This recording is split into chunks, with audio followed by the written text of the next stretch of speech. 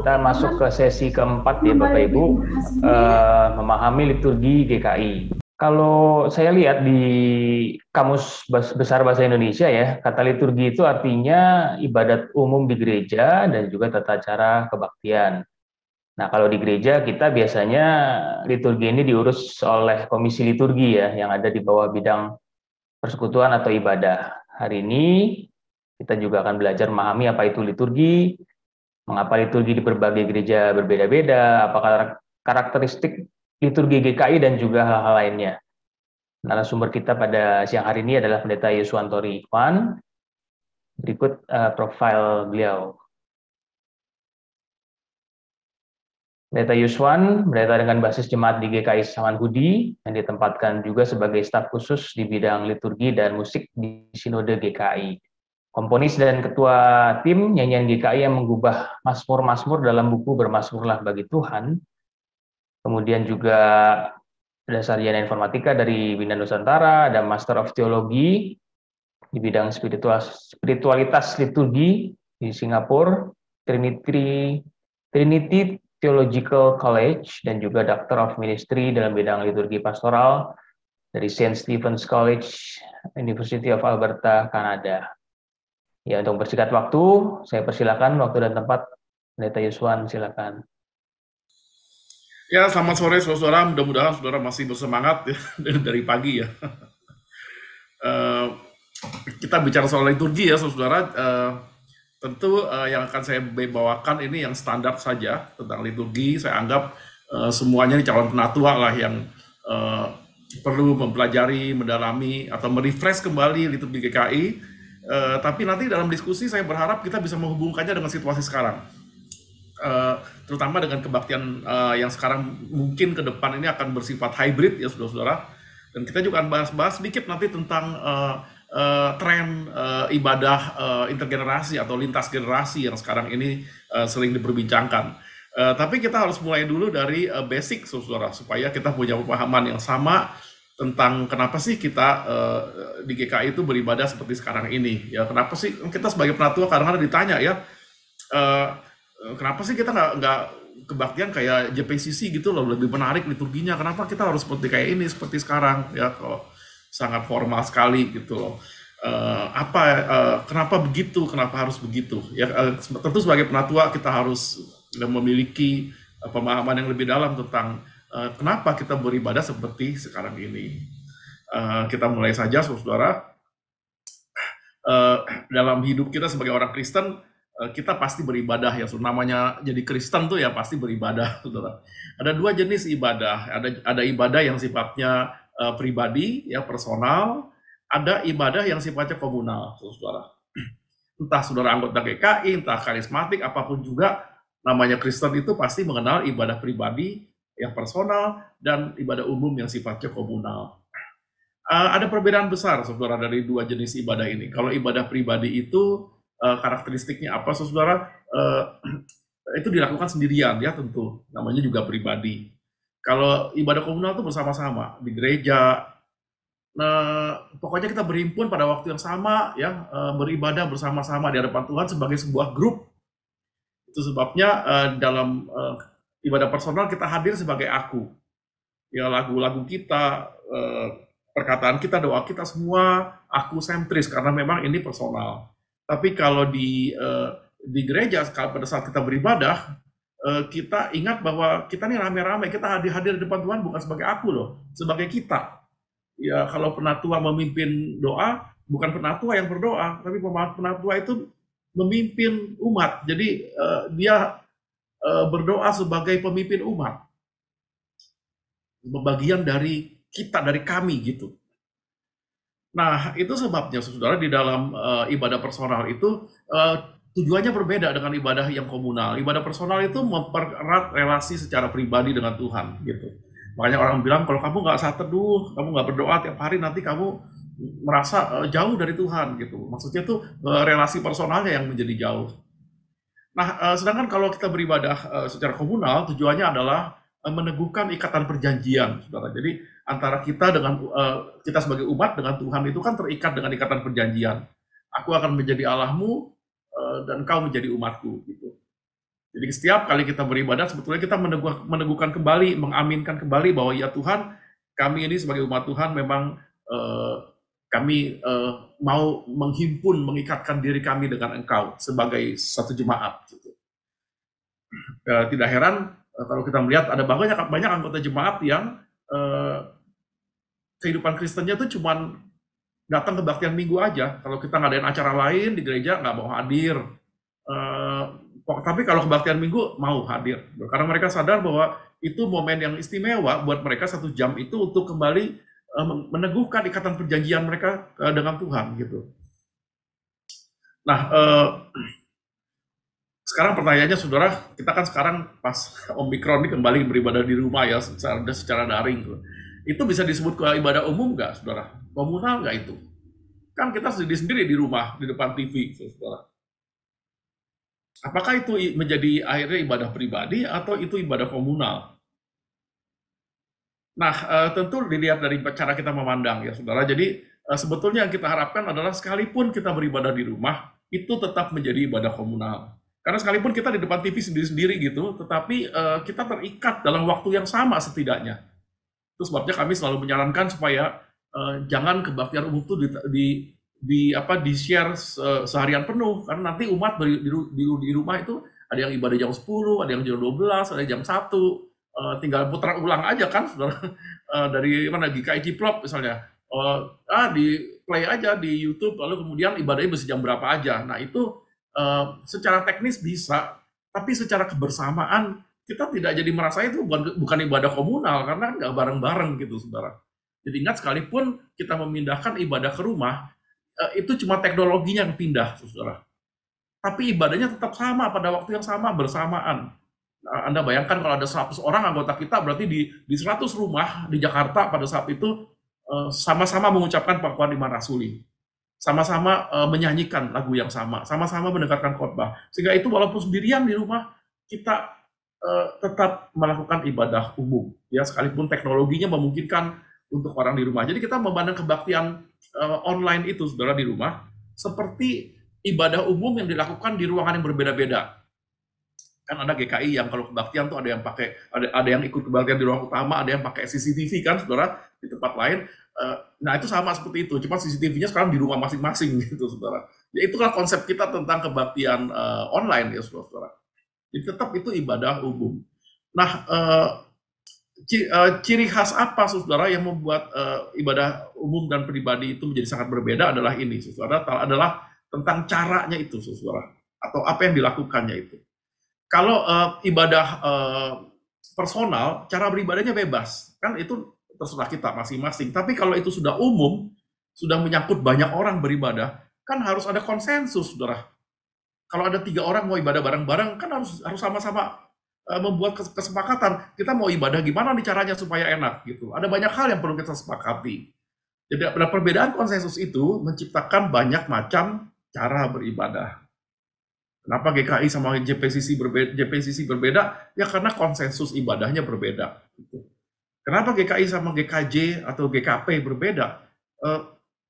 Tata ibadahnya sama, saudara, mirip-mirip, tapi bahasanya berbeda. Konsensus tentang bahasanya berbeda. Gitu. Jadi setiap kali ada kelompok orang mau beribadah, pasti mereka akan terbentur dengan konsensus. Jadi konsensus mesti disamakan, kalau enggak orang nggak bisa beribadah. Lalu mulailah konsensus pertama tentang kita mau pakai ajaran yang mana nih yang kita ajarkan di gereja ini. Itu disepakati bersama-sama. Lalu tradisi liturgi mana yang kita mau pakai? Mau pakai karismatik atau mau pakai gereja Calvinis atau apa? Atau gereja Baptis? Tradisi mana yang kita mau pakai? Itu perlu disepakati. Kemudian kesepakatan tentang bahasa. Bahasa pengantar apa yang kita akan mau pakai dalam ibadah kita rame-rame ini? Lalu muncullah kemudian GKI, GKJ, GKP, yang berbeda itu bahasanya, kesepakatan tentang bahasanya, saudara. Koleksi lagu mana yang mau kita pakai itu juga harus disepakati, saudara. Itu yang membuat akhirnya kenapa kita tidak memakai lagu Hillsong misalnya, kita pakai NKB karena itu kesepakatan kita gitu. Karena kan kalau kita mau beribadah rame-rame, semua orang harus tahu lagunya apa kan? Nggak bisa hanya saya suka lagu ini nih, saya sebagai pendeta, saya suka lagu ini, jadi kita pakai lagu ini, nggak bisa. Kan harus semuanya bisa kan? harus disepakati oleh semuanya, harus dipelajari bersama-sama gitu. Ada kesepakatan ya. Dan kesepakatan-kesepakatan ini dibuat secara sinodal, saudara. Itu sebabnya di GKI tata ibadahnya sama. Nah, kalau kita melihat dari sejarah liturgi, saudara, dari tradisi gereja Kristen dari masa ke masa, kita melihat seperti ini. Gereja Protestan yang pertama itu apa, saudara? Kan Martin Luther kan, gereja Lutheran. Gereja Lutheran itu kita melihat nih, saudara, ini muncul di abad ke-16, ya pertama itu. Sekarang ada di gereja Lutheran tuh adanya di negara-negara jajahan Inggris ya, saudara. Singapura tuh banyak Lutheran.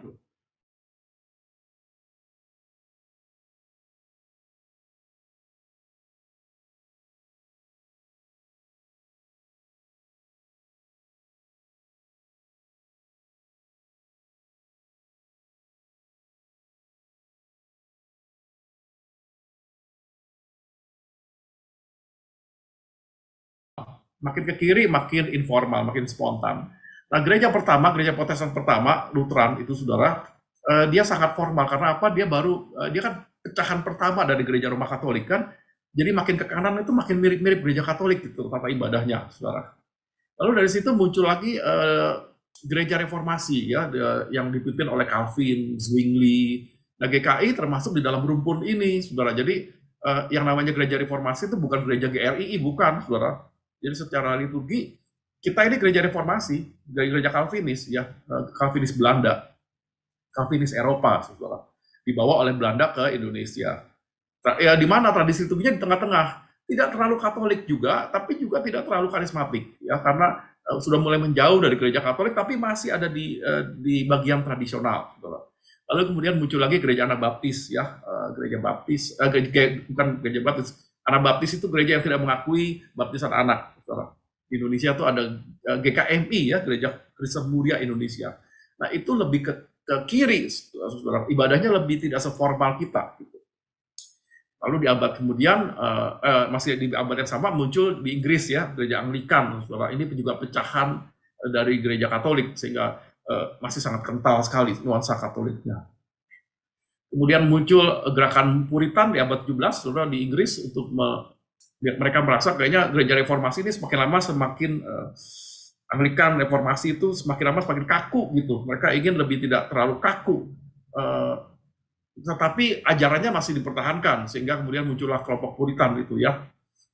Kemudian muncul gereja Quaker, di sini nggak ada, saudara. Quaker itu ibadah yang mengakui kalau ibadah itu nggak perlu pendeta, nggak perlu liturgi, nggak perlu buku nyanyian, datang aja gitu, diam, semuanya diam di depan Tuhan menunggu Roh Kudus bekerja. Tiba-tiba ada seorang dihinggapi Roh Kudus, dia bisa, ayo saudara mari kita nyanyi, kemudian duduk lagi, kemudian diam lagi, ada seorang mungkin, saya mau dapat gerakan dari Roh Kudus, saya mau memimpin khotbah, terus dia khotbah, gitu saudara. Ya, jadi yang sama sekali tradisi liturgi nggak ada liturgi pokoknya, tergantung gerakan Roh Kudus, itu namanya gereja Quaker. Di Indonesia nggak ada. Kemudian gereja Metodis ya, itu juga muncul. Kita nggak bahas secara jauh. Terus ada di Amerika tuh muncul gereja yang ingin kebangkitan, memperkenalkan kebangkitan rohani ya sebetulnya, revival. Gereja-gereja dari situ muncul gereja-gereja Baptis. Dan kemudian di abad 20 muncul gereja Pentakosta, dan di abad terakhir kita melihat ada gereja karismatik. Nah kalau kita melihat di situ yang merah ini adalah GKI. Jadi kalau dilihat liturginya memang mirip Katolik, tapi nggak sama sebetulnya. Tapi kadang-kadang kan juga rada mirip-mirip, sedikit-sedikit ada yang apa ya, rada ada Pentakostanya sedikit-sedikit gitu. Jadi kita itu gabungan dari macam-macam sebetulnya kalau dilihat dari tradisi liturgi kita itu. Itu kan konsensus yang kita pilih, saudara. Nah, itu secara garis besar, saudara. Sekarang kita masuk ke kebaktian umum ya, secara esensial. Apa sih kebaktian umum itu, saudara? Bicara soal kebaktian, kita lihat dulu kata kebaktian itu ya. Kebaktian sama dengan ibadah. Ibadah itu dari kata avodah, saudara. Itu dalam bahasa Ibrani ya.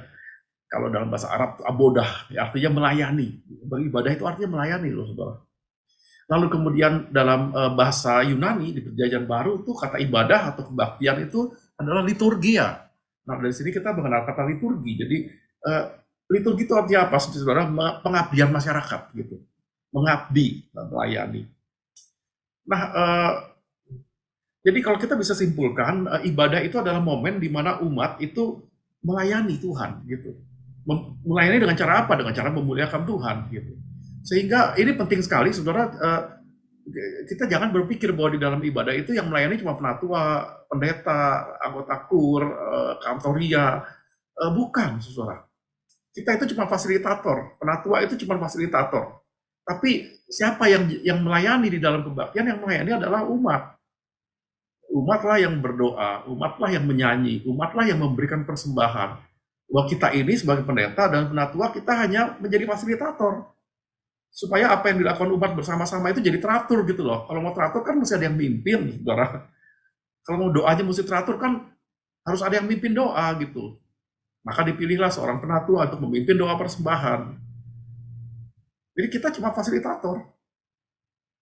Kenapa penatua perlu kalau lagi kebaktian onsite ya, perlu mengumpulkan kolektor?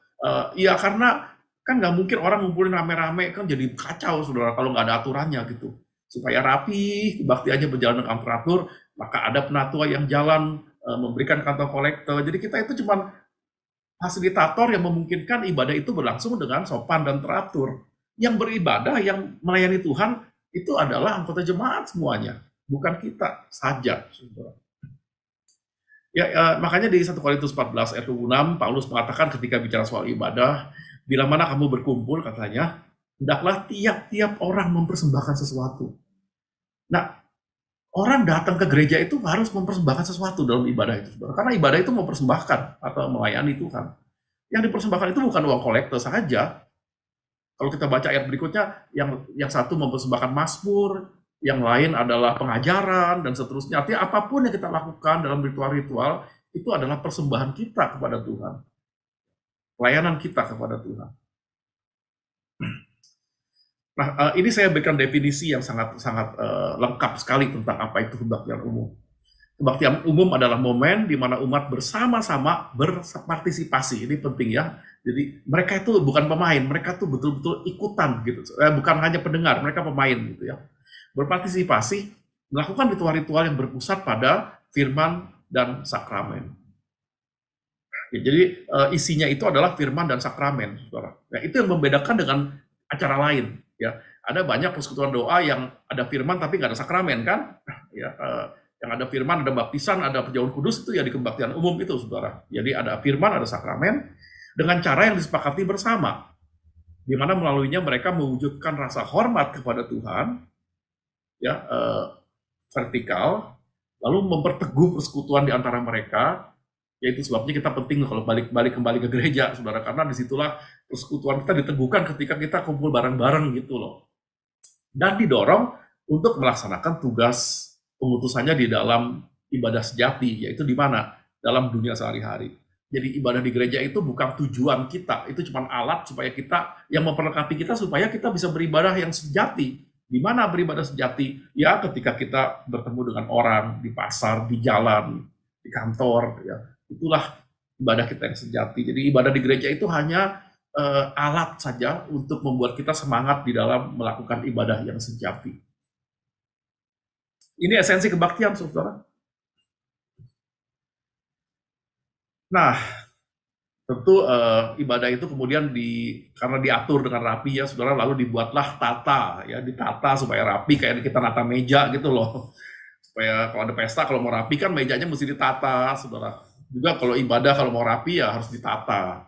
Siapa ngomong apa gitu loh, siapa dulu yang ngomong, nanti jangan ngomong bareng-bareng. Maka dibuatlah kayak skenario dramanya, saudara, yang kita sebut tata ibadah. Ya, tata ibadah itu sebetulnya kayak skenario drama gitu loh. Yuk kita menghadap Tuhan, hari ini ya jam 7, oke. Kita ngomong apa dulu nih sama Tuhan. Lalu dibuatlah skenario. Oh nanti saya dulu ngomong votum, nanti kalian ngomong salam, terus diatur sampai rapi gitu, saudara, supaya ketika kita menghadap Tuhan, semuanya berlangsung dengan sopan dan teratur. Jadi liturgi itu atau tata ibadah itu dirancang supaya anggota jemaat itu semuanya bisa ikut berpartisipasi tapi juga dengan cara yang sopan dan teratur, sehingga tidak kacau ibadah itu, saudara. Maka dibutuhkanlah penataan ini ya, saudara-saudara.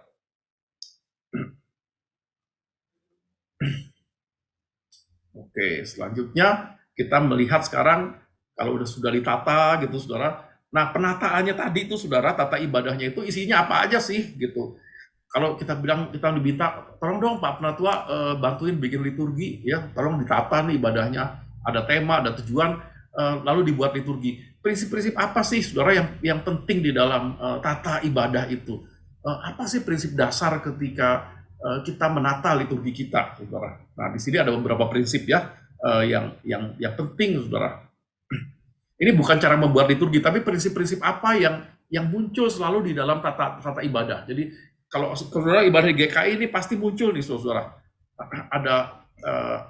Ada hal-hal yang sangat esensial. Yang pertama, saudara, ibadah GKI itu, ibadah minggu GKI, struktur liturginya itu memakai namanya 4 ordo, ya, artinya 4 babak gitu loh, saudara.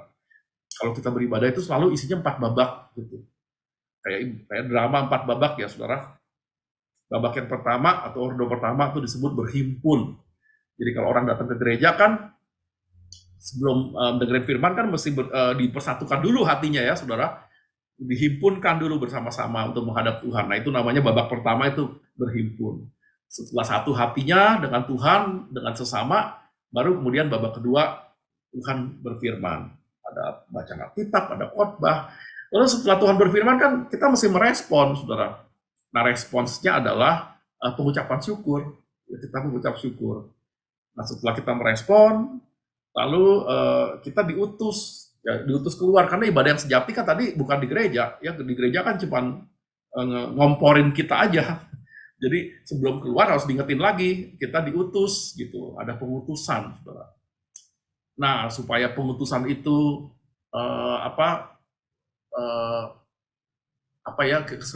mantap gitu, saudara, maka sebelum kita pulang kita dikasih berkat. Apa gunanya berkat? Supaya kita bisa melaksanakan tugas pengutusan itu. Ya, makanya ibarat diakhiri dengan pengutusan dan berkat. Ya, jadi 4 babak ini, Bapak Ibu, liturgi kita ini. 4 ordo liturgi. Berhimpun, firman, pengucapan syukur, dan pengutusan. Kalau umat bertanya kepada kita, ini yang bikin ini siapa sih, Pak? Apa kok GKI aja yang bikin seperti ini? Enggak, saudara. Sebetulnya hampir seluruh gereja tanpa sadar, gereja karismatik sekalipun, itu struktur liturginya kalau kita perhatikan pasti 4 ordo, saudara. Gereja Katolik juga begitu, gereja Baptis juga begitu. Kan biasanya kan ada acara nyanyi-nyanyi dulu, berhimpun, baru ada firman kan. Jarang ada gereja yang masuk tiba-tiba firman gitu, jarang. Pasti ada berhimpunnya dulu, ada firman, setelah itu ada acara macam-macam gitu ya. Kemudian terakhir ada berkat pasti. Itu berarti 4 ordo tuh, saudara. Nah, dari mana kalau begitu tradisi 4 ordo ini? Ini dari Alkitab sebetulnya, saudara. Nah, dulu kalau umat berkumpul di gereja perdana, ketika mereka berkumpul itu kan yang mereka rayakan dulu itu apa? Mereka ingin mengenang kembali peristiwa Kristus, ya. Jadi gereja pertama kan kapan berdiri? Ketika hari Pentakosta kan, saudara. Ya, lalu muncullah gereja mula-mula. Belum ada gedung tuh, saudara. Nggak ada gereja zaman itu, nggak ada gedung gereja. Ibadahnya di mana? Di rumah-rumah, saudara. Di rumah-rumah. Jadi kalau ketika mereka kumpul di rumah-rumah tuh ibadah isinya apa aja, saudara? Isinya ya mengingat kembali apa yang Kristus lakukan gitu. Bagaimana caranya? Yang pertama mendengarkan firman. Jadi ada para rasul yang ketika itu Paulus dan kawan-kawan mungkin ya menjelaskan, menceritakan tentang apa yang terjadi kemudian gitu setelah di dalam kehidupan Yesus ya. Setelah itu, saudara, biasanya kalau persekutuan di rumah-rumah itu mereka bawa makanan dan minuman. Kayak sekarang juga kan kalau persekutuan di rumah-rumah masih ada kalau di daerah ya, saudara, ibu-ibu tuh nyiapin makanan, ada bawa makanan dari rumah gitu ya. Dulu ya gitu, saudara. Jadi makanan minumannya apa? Roti dan air anggur, saudara. Itu yang mereka bawa ya di dalam persekutuan itu. Jadi ada makan-makan dulu sebelumnya gitu, saudara. Kemudian roti dan air anggur itu disisihkan sebagian untuk dipakai perjamuan. Jadi setelah mendengarkan firman, mereka kemudian mengadakan perjamuan kudus. Karena Yesus yang mengatakan, ingatlah akan daku gitu. Jadi mulailah mereka memecahkan roti dan berdoa. Itu isinya, saudara. Jadi liturgi gereja mula-mula ya begini nih, isinya cuma mendengarkan firman, lalu memecah roti dan berdoa. Ya, jadi ordo yang paling tua dari liturgi gereja itu. Ya, pengajaran, kemudian ada eh, pemecahan roti bersama. Ya, di Kisah 2 ayat 42. Mereka bertekun dalam pengajaran rasul-rasul dan dalam persekutuan, dan mereka selalu berkumpul untuk memecahkan roti dan berdoa. Jadi rupanya setiap kali ngumpul mesti ada firman, mesti ada perjamuan. Jadi perjamuan bukan cuma tiap 3 bulan sekali, enggak. Tapi setiap kali ngumpul tuh mesti ada perjamuan, saudara. Jadi ordo paling tua yang ada di dalam liturgi adalah firman, dan kemudian perjamuan. Kita perjelas di sini, saudara. Nah, kemudian ditambahkanlah ordo berhimpun. Kenapa, saudara? Karena ketika orang ngumpul gitu kan nggak langsung firman tuh, saudara. Ketika walaupun orang ngumpul di rumah, pasti kan depannya ngobrol-ngobrol dulu kan, saudara. Ngobrol dulu, ketemu dulu, ada perjamuan kasih dulu. Nah, itu adalah berhimpun tuh, saudara. Ya, ordo berhimpun itu nggak, waktu itu masih belum apa ya? Ini bukan formal, ini informal, tapi ada yang namanya di depan tuh berhimpun, saudara. Lalu ditambahkan sesudah firman dan perjamuan, tentu harus ditutup kan. Cara menutup yang paling ideal adalah mengutus mereka supaya mereka menjadi saksi Kristus di dunia masing-masing, di tempat masing-masing. Lalu ada pengutusan di situ. Jadi intinya adalah yang firman dan perjamuan, tapi diawali dengan berhimpun, diakhiri dengan pengutusan. Kalau kita melihat dasar Alkitabnya, saudara, kita bisa mengambil dari Lukas 24. Ya, ini cerita tentang ingat pada hari Paskah ada 2 orang murid yang berjalan dari Yerusalem mau ke Emmaus, ya saudara, karena mereka pikir percuma lah kita ikut Yesus, nggak taunya Yesusnya meninggal disalib, ngapain kita ikut Yesus terus, ya, dengan wajah murung, merasa sebagai sebagai murid yang kalah perang. Mereka jalan, tiba-tiba Yesus datang, Yesus yang bangkit, dan mereka nggak tahu Yesus itu bangkit. Yesus datang, kemudian apa yang dilakukan oleh Yesus menarik sekali, saudara. Yang pertama, Yesus ketika jalan itu menghimpun para murid ini. Ya, 2 murid ini diajak berdialog, diajak ngobrol. Ya, Yesus datang kepada mereka, menghimpun mereka, lalu menjelaskan, katanya Yesus menjelaskan kitab-kitab suci kepada mereka. Yesus berkhotbah kepada mereka. Setelah itu hari mulai sore, dan mereka sepakat untuk berhenti dulu lah. Lalu Yesus mengadakan perjamuan, saudara. Jadi perjamuan kudus itu dilakukan kapan? Pada hari Kamis putih sebelum Yesus disalib, ya kan ada perjamuan terakhir.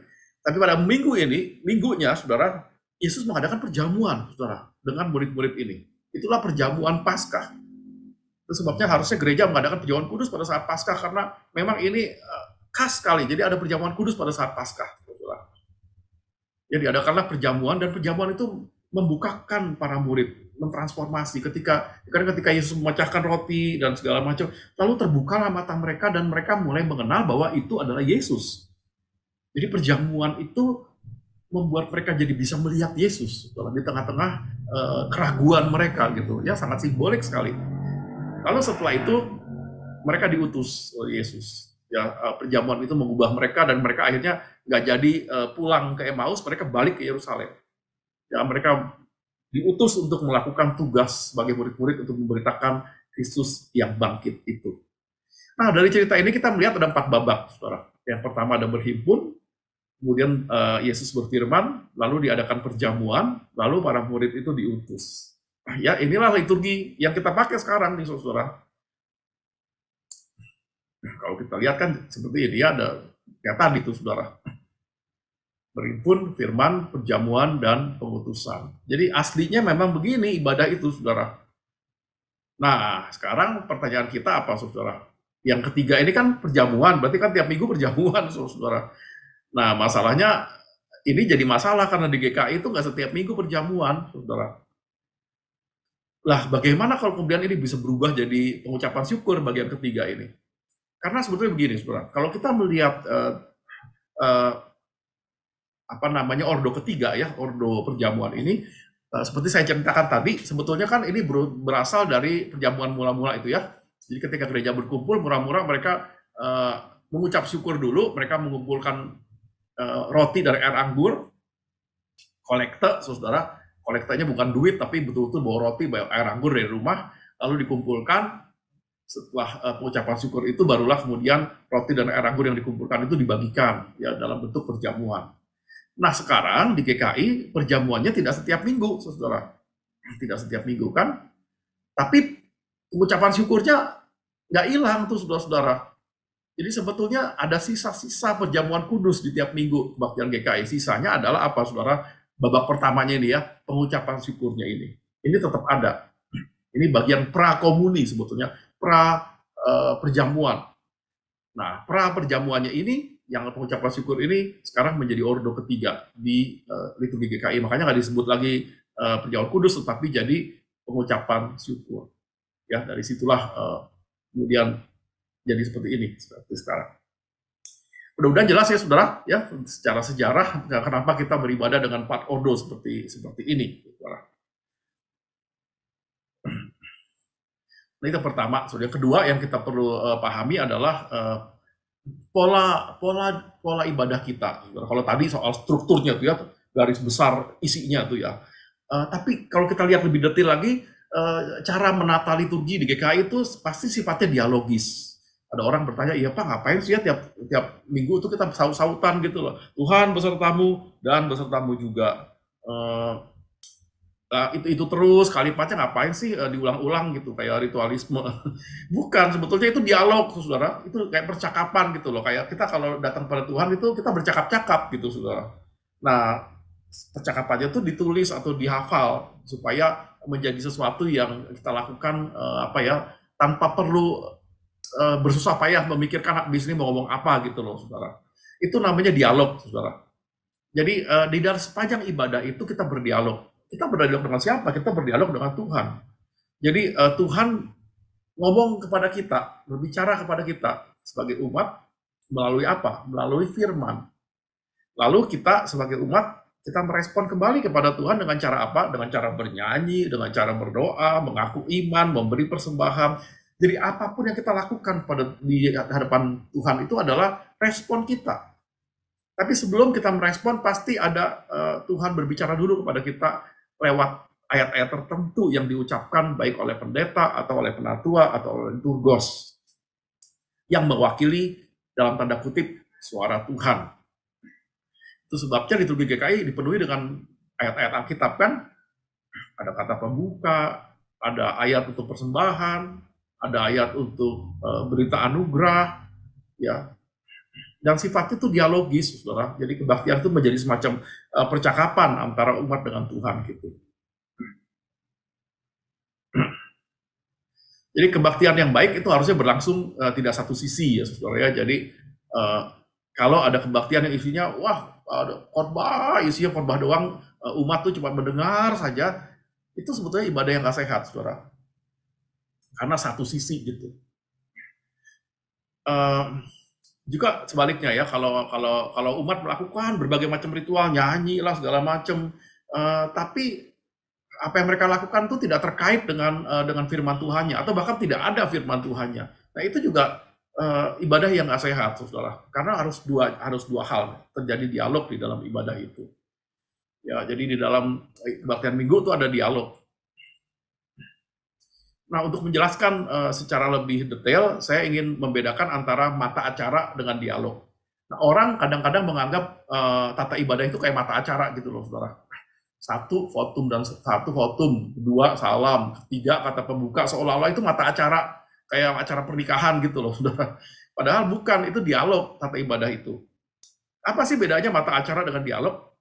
Saya ambil contoh ya, kalau kita diminta untuk bikin mata acara pernikahan, kira-kira kita bikinnya gimana, saudara? Ya kita susun aja. Pertama prosesi pengantin, lalu ada dansa, mungkin ada dance gitu ya. Kemudian ada doa pembukaan, ada sambutan keluarga, lalu nyanyian solo dari artis misalnya, lalu potong kue pengantin, terus tarian gitu, baru makan gitu ya, saudara. Saya mau tanya, boleh nggak sih? Ini kan dance-nya di acara kedua nih, boleh nggak saya pindahin ke nomor 5, saya putar dengan nyanyian solo, boleh nggak, saudara? Boleh, karena nggak ada hubungannya kok. Mau potong kue, bisa nggak prosesi lalu langsung potong kue gitu? Bisa juga. Kenapa? Karena nggak ada hubungannya kok, saudara. Mata acara itu adalah sesuatu yang nggak ada hubungannya satu dengan yang lain. Cuma disusun begitu aja. Mau dibalik-balik ya terserah, saudara. Oh, nggak ada hubungannya kok satu sama lain gitu. Dia mandiri, ya. Setiap unsurnya itu mandiri mata acara itu. Nah, kalau saudara menyusun dialog itu berbeda. Misalnya kita mau menyusun dialog yang wajar kalau orang ketemu gitu ya. Eh, ini dia, kita begini, kita susun nih. Harus pertama, halo apa kabar? Kan gitu kan? Wajarnya gitu. Kira-kira apa sudah ini kira-kira saudara? Kabar baik gitu. Uang kenapa? Kok tahu sih? Ya memang biasanya gitu kan, lazimnya kan kalau apa kabar ya kabar baik. Lalu baru orang bicara yang lebih detail. Mau kemana sore ini? Saya mau ikut pembinaan. Diadakannya di mana? Lewat Zoom meeting kok, jam 1 siang. Oh. Saya boleh ikut nggak? Eh, boleh, tentu aja nanti saya berikan undangan Zoom-nya ya. Ini kan kalau kita diminta bikin skenario drama kan dialog kan saudara. Ini kan kayak skenario drama gitu, dialog. Eh, kok bisa bikin dialog seperti ini? Karena memang lazimnya seperti itu saudara. Lazimnya kan, nah saya mau tanya bisa nggak ketika dialog ini kita ubah-ubah? Misalnya diadakannya di mana kita pindahin ke depan gitu. Jadi di awal tiba-tiba diadakannya di mana? Lewat Zoom meeting. Mungkin nggak diubah seperti itu, saudara? Enggak, saya kira enggak. Karena tetap harus mulai dari halo apa kabar gitu loh. Kenapa? Karena itulah lazimnya orang berdialog. Dan ketika halo apa kabar, jawabannya ya kabar baik gitu, saudara. Karena itulah lazimnya orang berdialog. Nah, inilah liturgi, saudara. Nah, halo apa kabar dan kabar baik itu sama seperti Tuhan besertamu dan besertamu juga. Itu dialog, saudara. Dan itu selalu ditaruh di depan.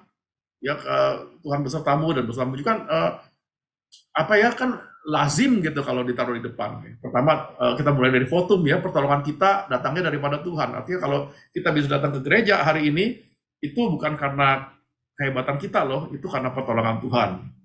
Lalu jemaat menjawab amin kan, diaminkan oleh umat. Tapi supaya rapi ya dikasih nyanyian lah, amin biar bareng masuknya kan. Jadi dibuatlah nyanyian gitu. Tapi itu dialog terus, dialog itu berkembang saudara di sepanjang ibadah itu.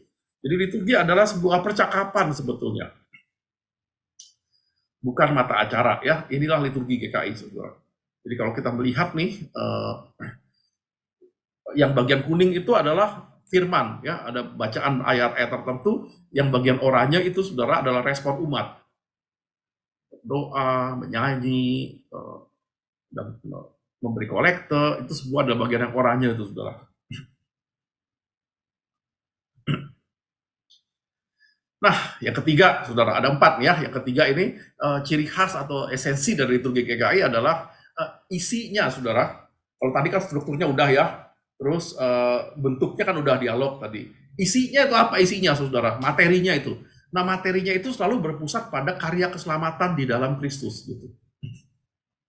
Oleh karena itulah setiap minggu ada bacaan Injil, saudara. Karena di situ kan disitulah kita bisa melihat cerita Yesus kan. Jadi selalu ada bacaan Injil. Karena apa? Karena ibadah itu merayakan atau mengenang Kristus gitu. Jadi Kristus itu harus menjadi pusat ibadah. Karena itu harus ada bacaan Injil sebagai puncak dari bacaan. Nah, sebetulnya Kristus yang kita rayakan bukan hanya dengan kita rayakan dengan cara membaca cerita Yesus di Injil, tapi juga segala hal yang menyangkut ibadah itu selalu berpusat pada Kristus. Salah satunya adalah, saudara, pemahaman bahwa kita harus kebaktian pada hari Minggu. Ayo, kenapa, saudara? Kenapa nggak bikin kebaktian Senin, misalnya gitu?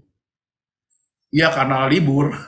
Ya, tapi kan ingat loh, saudara, di Israel itu ya, di zaman gereja mula-mula tuh, saudara, sampai sekarang di Israel, hari Minggu itu bukan hari libur loh, saudara. Hari Minggu itu Sabat, jadi hari Sabtu itu hari liburnya. Saya pernah diajak ziarah ke Israel ya, saudara. Saya kaget ketika kami tiba di Yerusalem itu naik pesawat, saudara. Pesawat LR itu dari Singapura ya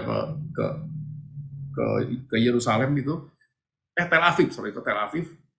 Begitu sampai hari Minggu pagi itu ya, agak siang gitu. Ya, ramai sekali, jalanan tuh ramai sekali. Ini mereka bilang tuh hari kerja, saudara. Ya, ternyata tuh liburnya itu hari Sabtu, saudara. Jadi bayangkan kalau Gereja mula-mula mereka beribadah di hari Minggu, itu bukan hari libur waktu itu, saudara. Itu hari kerja, gitu. Tapi kenapa mereka hari kerja kok beribadah, gitu? Bahkan dikatakan dulu itu ibadahnya pagi-pagi benar. Karena mereka ingin mengingat sebuah peristiwa Kristus yang terjadi di hari Minggu pagi, yaitu bangkitnya Kristus dari kematian. Jadi kebangkitan Kristus itu menjadi sentral dari yang diberitakan oleh ibadah itu, saudara. Sehingga pada jam itulah mereka beribadah untuk mengenang Kristus yang bangkit. Sehingga kita bisa mengatakan setiap hari Minggu kita ke gereja, sebetulnya kita merayakan Paskah. Setiap hari Minggu itu adalah Paskah kecil. Setiap tahun kita merayakan Paskah besar. Sehingga Paskah atau kebangkitan Yesus itu menjadi sentral sekali di dalam esensi ibadah Kristen. Jadi itu sebabnya diadakan pada hari Minggu pagi, ya saudara. Kemudian setelah kekristenan berkembang di Barat, ditetapkanlah hari Minggu itu sebagai hari libur nasional, ya saudara. Dan kita masih ikut sampai hari ini. Ini saya skip karena kita harus cepat, jadi Paskah kecil ya setiap hari Minggu. Nah, yang saya kagum adalah di Indonesia ini, saudara, sampai sekarang kita masih merayakan, kita masih libur di hari Minggu. Kalau kita lihat negara-negara Arab, ada yang liburnya hari Jumat loh, saudara. Ada yang hari Jumat itu libur, saudara. Jadi kalau Minggu tuh nggak libur. Tapi kita negara yang di mana kekristenan tidak menjadi mayoritas, tetap hari Minggunya masih memakai hukum internasional, aturan internasional, di mana hari Minggu itu adalah hari libur. Nah, kita perlu bersyukur atas ini, saudara.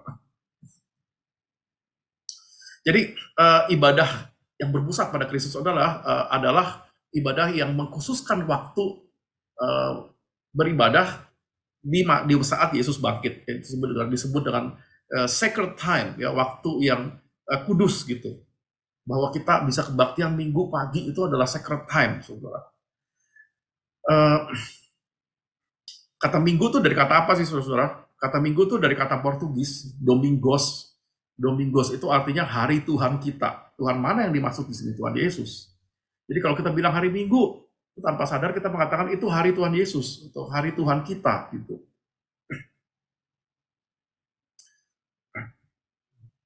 Nah, karena ini waktu yang khusus merayakan peristiwa kebangkitan Yesus, maka kebaktian Minggu itu nggak bisa digantikan dengan yang lain-lain, saudara. Jadi sampai kapanpun yang namanya hari Minggu itu gereja akan kebaktian, gitu. Maka kadang-kadang kan terjadi sedikit kontroversi, ya.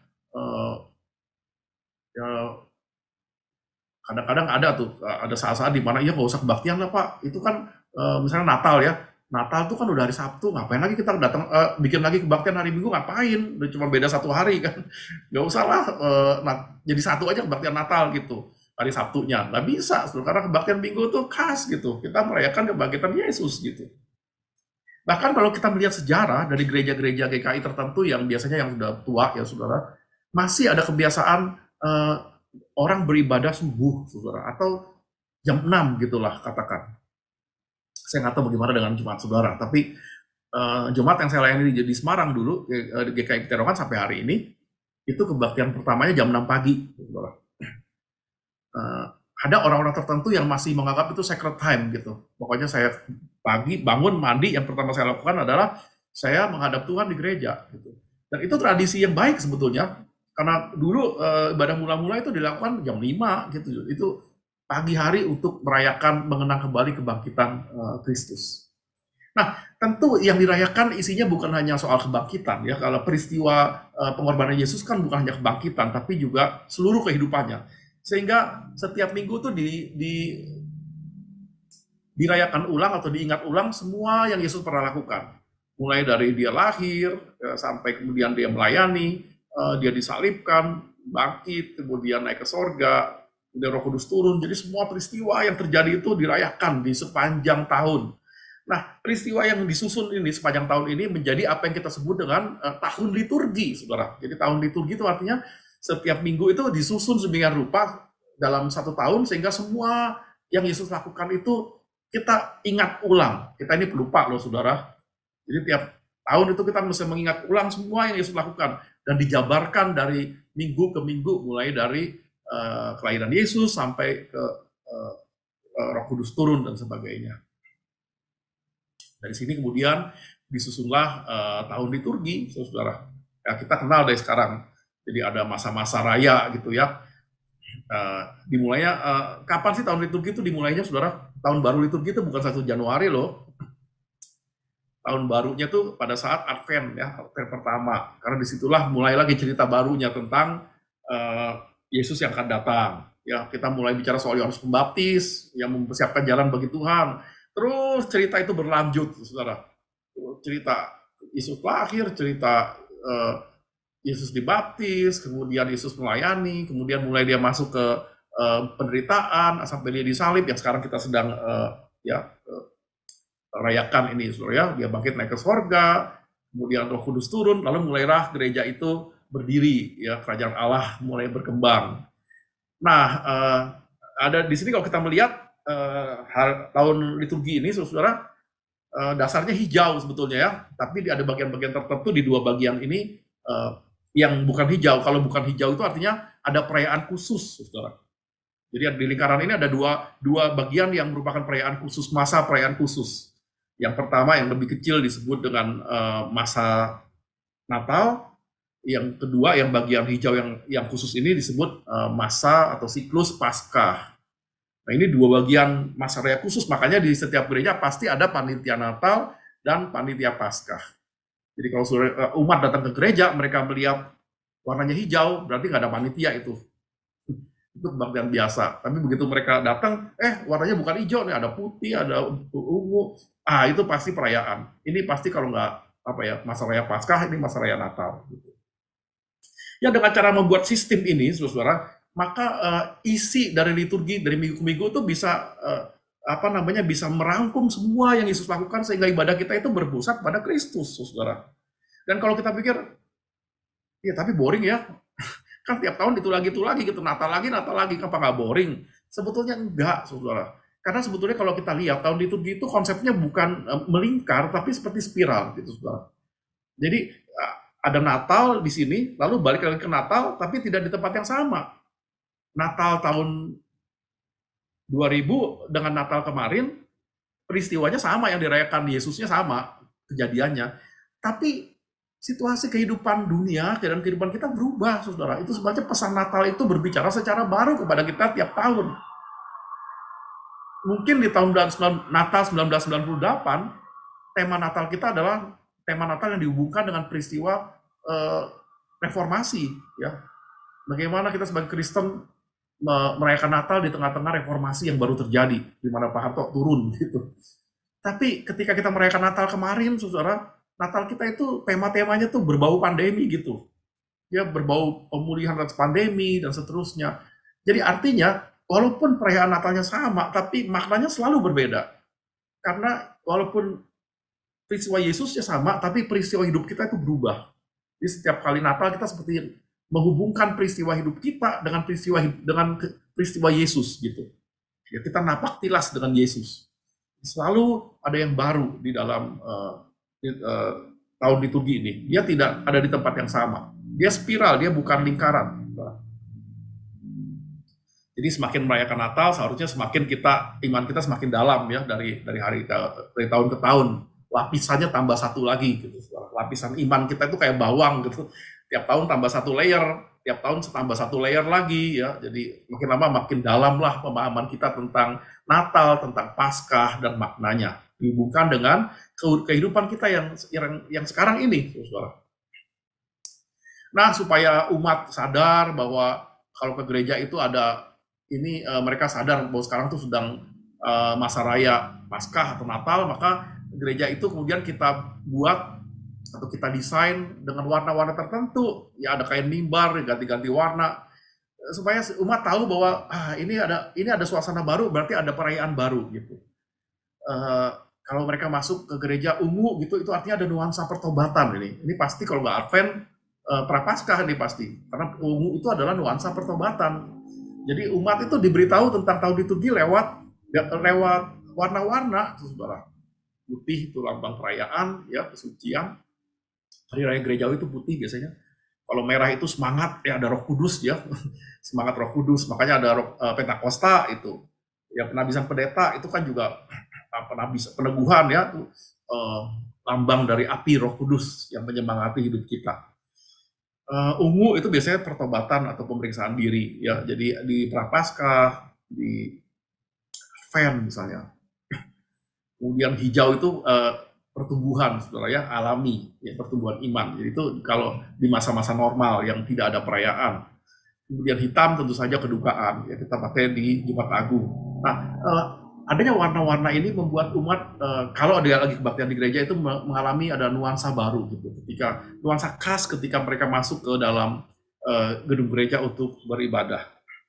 Ya ini juga muncul di sekolah pendeta, bahkan sekarang ada juga sekolah penatua, saudara. Nah, yang terakhir, saudara, ibadah ini akhirnya tadi kita sudah lihat isinya seperti apa. Sekarang kita melihat yang terakhir, tujuannya apa sih pakai liturgi itu? Tujuannya tuh transformasi, saudara. Jadi ibadah kita itu bertujuan transformatif. Jadi tata ibadah dibuat bukan cuma sekedar untuk dijalankan gitu ya, tapi untuk alat supaya umat itu bisa mengalami Tuhan. Jadi jangan kita puas sebagai penatua kalau ibadah kita tadi rapi gitu ya. Kita udah lakukan semuanya kok gitu. Semuanya persis seperti yang ada di tata ibadah. Tapi tanpa penghayatan, tapi sih rapi. Ya rapi tapi nggak dihayati. Itu artinya nggak mencapai tujuan, saudara. Transformasi itu artinya ibadah itu mestinya menciptakan atau menggugah umat untuk makin mencintai Tuhan misalnya. Kemudian mengalami inspirasi di dalam lewat khotbah, lewat nyanyian tertentu gitu. Sehingga target kita jangan hanya supaya ibadah itu berjalan sesuai dengan rencana, enggak. Harusnya itu gimana kita membuat ibadah yang transformatif, saudara. Kalau transformatif berarti kita perlu kerja keras gitu. Itu berarti apa, saudara? Kalau transformatif tujuannya misalnya ini kita lihat tadi ya, perjalanan di Emmaus tadi. Ketika para murid itu baru berjalan, ada Yesus yang ada di samping mereka, dikatakan ada sesuatu yang menghalangi mata mereka sehingga mereka tidak dapat mengenal Yesus. Itu ketika mereka baru ketemu Yesus. Tapi begitu ngobrol, begitu ada perjamuan kudus, setelah perjamuan kudus dilakukan, apa yang terjadi? Dikatakan ayat 31, ketika itu terbukalah mata mereka, dan mereka pun mengenal dia. Jadi yang tadinya tidak mengenal, jadi mengenal.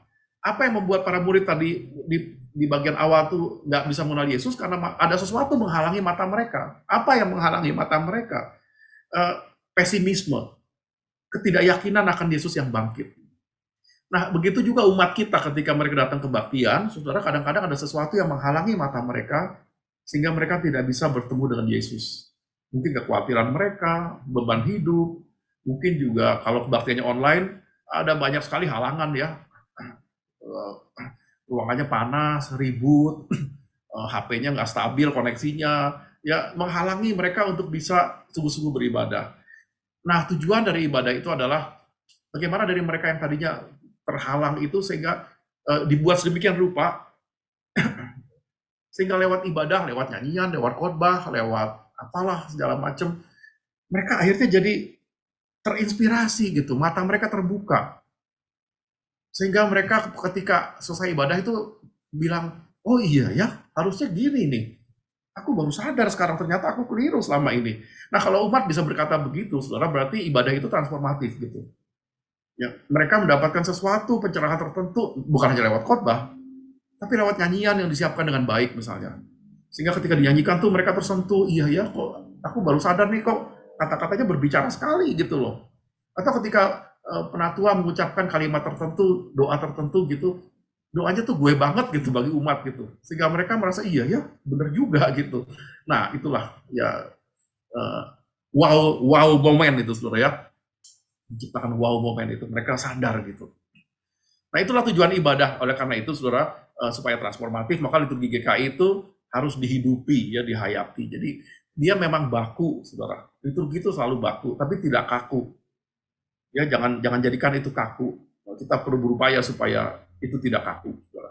Itu diperkaya dengan tambahan mungkin berbagai macam gerakan, gestur, ya ada. Kadang-kadang bisa pakai tarian liturgi, pakai simbol-simbol yang kreatif, bisa pakai teknologi multimedia yang membuat panca indera mereka lebih apa terinspirasi, musiknya juga dibenahi misalnya, sehingga ibadah itu betul-betul transformatif, saudara. Oke, ya, saya mau lengkap di bagian ini. Saya mau masuk sedikit sekali, masih ada waktu nih, saudara. Masih ya, Bapak, bisa saya bahas sedikit soal ini terintegrasi? Masih ada waktu? Masih Pak, silakan Pak. Oke. Sekarang kita bicara sedikit tentang ibadah lintas generasi, karena ini sedang ngetren, ya. Kalau kita tadi bicara soal kebaktian minggu, tapi kalau kita bicara kebaktian minggu, kita biasanya bicara soal kebaktian dewasa, kan? Lalu anak-anak dan remaja gimana? Pemuda, mereka mah kebaktian sendiri. Nah, di tahun-tahun terakhir ini, saudara, kita mulai berpikir bahwa sebetulnya kebaktian itu, namanya kebaktian umum itu juga harus bukan hanya untuk dewasa, tapi seluruh usia harusnya bisa beribadah gitu loh, bersama-sama. Itu yang namanya kebaktian lintas generasi. Nah, maka sekarang di GKI sedang ini nih, kadang-kadang ada liturgi khusus di mana kita diminta melakukan kebaktian intergenerasi gitu ya.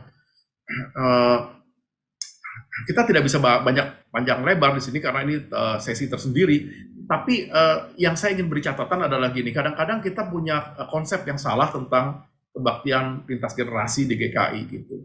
Kadang-kadang kita berpikir yang namanya kebaktian kalau lintas generasi itu adalah gini, ya udah pada hari itu semua anak-anak, pemuda, remaja semua nggak usah kebaktian, udah kita gabung jadi semua jadi satu gitu loh.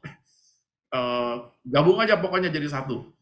Nah, kita menganggap ini sudah kebaktian intergenerasi atau lintas generasi, padahal belum tentu, saudara. Kalau orang cuma ngumpul doang sama-sama, tapi model ibadahnya tuh cuma model ibadah orang dewasa doang yang dihadiri anak-anak dan pemuda remaja, itu sebetulnya bukan intergenerasi, karena memang ada banyak orang ngumpul dari berbagai generasi, tapi semuanya nggak menikmati ibadah itu misalnya. Ketika kita nyanyi, anak remaja nggak tahu nyanyiannya apa, karena nyanyian yang mereka pakai di kebaktian remaja beda sekali dengan kebaktian umum. Ketika mereka disuruh mendengarkan bacaan pertama, mereka bingung, apaan sih bacaan pertama? Kita di remaja nggak pernah tuh ada bacaan pertama kedua gitu. Jadi kalau cuma sudah digabungin gitu, saudara, lalu mereka yang anak muda itu diminta untuk ngikutin kebaktian umum, itu bukan kebaktian intergenerasi. Jadi diperlukan upaya yang sungguh-sungguh supaya itu betul-betul menjadi kebaktian intergenerasi yang dinikmati oleh seluruh anggota jemaat, termasuk yang muda-muda ini. Nah, ada juga yang salah yang menganggap bahwa kebaktian intergenerasi itu adalah sekedar menggabungkan nyanyian-nyanyian orang tua dengan nyanyian anak muda dijadikan satu yang namanya blended worship. Saudara. Ingat blender ya, saudara. Blender itu kan tujuannya mempersatukan apa yang ada tomat, nanas, segala macam di blender gitu, saudara. Udah gabung semua, ada band, ada segala macam, nyanyiannya ada nyanyian anak-anak, nyanyian orang dewasa, semua jadi satu gitu. Nah, kalau sudah gitu di blender, itu namanya blended worship, pasti oke. Belum tentu juga, saudara. Bisa jadi ketika di blender tuh, kalau blendernya nggak bener, malah nggak enak kan, saudara ya. Saudara kalau mau ngeblender buah-buahan kan juga bisa sembarangan kan, apa aja di blender kan nggak gitu, saudara. Kan ada aturannya, yang enak di blender tuh apa sama apa gitu, saudara. Nah, begitu juga dengan yang namanya kebaktian intergenerasi. Dia bukan hanya membuat nyanyian remaja, nyanyian umum semua dijadikan satu, nggak hanya begitu, saudara. Nah, kalau begitu bagaimana sih kita harusnya menghadapi atau menyajikan sebuah ibadah yang lintas generasi secara garis besar? Kita harus membuat jembatan-jembatan, saudara. Jadi ini PR panjang sebetulnya. Jadi kita harus meningkatkan kompetensi ritual dari anak sampai dengan remaja. Karena apa? Karena selama ini kebaktian anak, remaja, pemuda kita itu banyak di jemaat-jemaat itu berbeda sekali liturginya dengan kebaktian umum. Lagunya udah beda, cara ibadahnya beda, sehingga mereka ketika harus kebaktian di kebaktian umum tuh nggak kompeten, saudara, nggak punya kompetensi ritual gitu. Karena apa? Karena dari kecil nggak dibiasain gitu. Mungkin nggak pernah anak-anak namanya votum salam atau apa, nggak pernah jelasin. Nggak pernah ada votum salam, jadi ketika masuk ke kebaktian umum, pertolongan kita ini apaan sih? Nggak ngerti, saudara, karena nggak kompeten gitu loh. Jadi kalau kita ingin mengadakan kebaktian intergenerasi, sebelum digabung rame-rame, harusnya di kebaktian anak, di kebaktian remaja, pemuda itu diperkenalkanlah liturgi yang dipakai bersama, saudara. Sehingga mereka kompeten ketika nanti harus satu ketika misalnya digabung gitu. Nah, mereka ngerti karena secara garis besar, secara sederhana mereka sudah pernah diperhadapkan dengan model ibadah yang seperti itu. Jadi kita harus membuat jembatan-jembatan tuh, saudara. Itu yang kita sebut dengan konektor, saudara. Jadi bisa jadi ada berbagai cara ya. Ada sebagian gereja yang pernah melakukan ini. Jadi kalau anak-anak remaja gitu, kalau nggak terlalu banyak di jemaat saudara, itu suruh ikutin kebaktian umum, setengahnya aja. Ya, jadi sebulan sekali misalnya, kalau kebaktian umum tuh dari bagian votum salam sampai sebelum khotbah, mereka ikut semua rame-rame di kebaktian umum gitu. Sudah diperkenalkan di situ, oh kayak gitu tuh votum salam gitu. Nanti begitu sudah mau pembacaan Alkitab, udah habis ya, berita anugerah gitu ya, mereka diutus, diminta untuk didoakan bersama-sama di depan jemaat, bersama jemaat, lalu kemudian mereka diminta masing-masing keluar ke kelas sekolah minggu masing-masing gitu. Jadi setiap minggu tuh ada anak-anak kebaktian duluan sama-sama, lalu kemudian mereka keluar ke sekolah minggu masing-masing ketika khotbah sampai selesai kebaktian tuh jadi setengah-setengah gitu loh, saudara. Tujuannya apa? Memperkenalkan ritual-ritual di dalam kebaktian umum ini. Ya, sehingga mereka punya gambaran seperti apa sih kebaktian umum itu. Karena jangan-jangan anak-anak dari usia TK sampai SMA nggak pernah tuh ke kebaktian umum sama sekali, nggak tahu suasananya seperti apa gitu. Atau bisa juga anak-anak remaja misalnya diperkenalkan kepada tata ibadah yang dipakai di umum, tapi dibuat ringkes, dibuat gue banget gitu ya, tapi satu nada gitu loh, saudara. Nyanyiannya juga ya diperkenalkan, sebagian nyanyian dari kebaktian umum, sebagian dari anak remaja gitu. Sehingga mereka tuh memiliki yang disebut dengan konektor-konektor yang bisa menghubungkan mereka dengan orang dewasa. Konektornya itu apa aja sih? Bisa berupa nyanyian yang sama, gaya ibadah yang mirip-mirip, gestur dan simbol yang juga dipakai di remaja misalnya. Apa salahnya kita mulai pakai di ruang kebaktian remaja itu pakai warna liturgi misalnya. Anak-anak kalau tanya, kok apaan sih warna hijau? Bisa dijelasin kan. Itu jadi dari kecil tuh udah mereka sudah ngerti gitu loh, saudara-saudara. Kemudian ada dekorasinya ya segala macam, ada litani, ada doa-doa yang kita buat yang rada mirip-mirip supaya anak tuh bisa belajar sejak kecil, tapi tentu dengan cara yang sangat sederhana gitu. Inilah konektor-konektor yang kalau kita lakukan, nanti ketika anak itu harus beribadah di kebaktian umum, mereka sudah nggak terlalu asing gitu, saudara.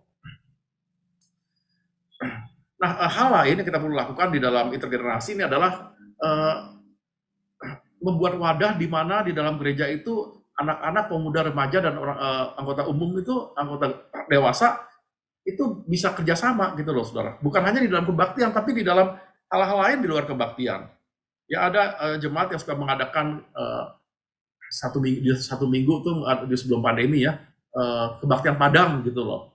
Rame-rame pergi kemana gitu, dari anak sampai remaja, kebaktian rame-rame gitu, di luar gereja misalnya. Nah itu kan setelah kebaktian tuh main game gitu ya, tarik tambang loh atau apa, sehingga mereka bisa saling kenal tuh antara remaja, pemuda, dan orang dewasa. Nah itulah muncul kemudian koneksi intergenerasi.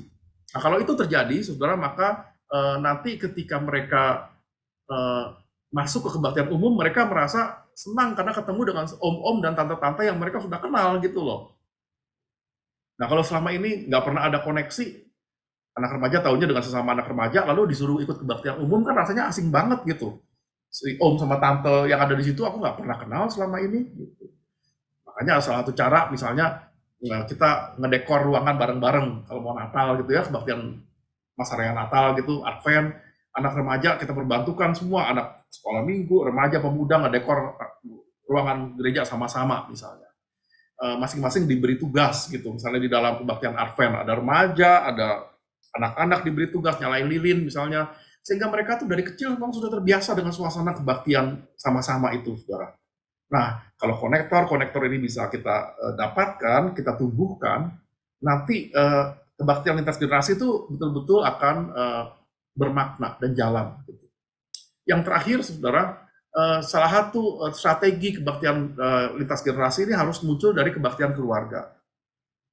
Kita selama ini, saudara, selama 2 tahun ini pandemi, aneh banget gitu. Ketika kita pandemi kan kita di rumah masing-masing kan, waktu zaman-zamannya masih serem gitu loh. Kita di rumah masing-masing, kita kebaktian dari rumah, tapi orang tua kebaktian sendiri, anak remaja kebaktian sendiri, anak pemuda kebaktian sendiri dengan YouTube-nya masing-masing gitu. Padahal itu satu rumah, saudara. Itu kan jemaat kecil sebetulnya. 2 tahun ini sebetulnya kesempatan emas untuk kita memperkenalkan kebaktian intergenerasi yang sesungguhnya, yaitu kebaktian keluarga. Tapi toh, walaupun ada di rumah, kebaktian kita masih sendiri-sendiri. Gitu. Ya, ini sesuatu yang memprihatinkan. Gitu. Walaupun di rumah kok ibadah sendiri-sendiri. Jadi kita harus di GKI ini, kita sebagai penatua perlu mempromosikan dan membuat sebuah bentuk kebaktian keluarga. Saudara. Itu yang betul-betul intergenerasi. Ayah, ibu, anak-anak, om, tante kalau perlu diundang hari Minggu untuk makan bareng, kemudian ibadah bareng. Saudara. Kebaktian keluarga yang paling menarik untuk dilakukan adalah didahului dengan makan-makan.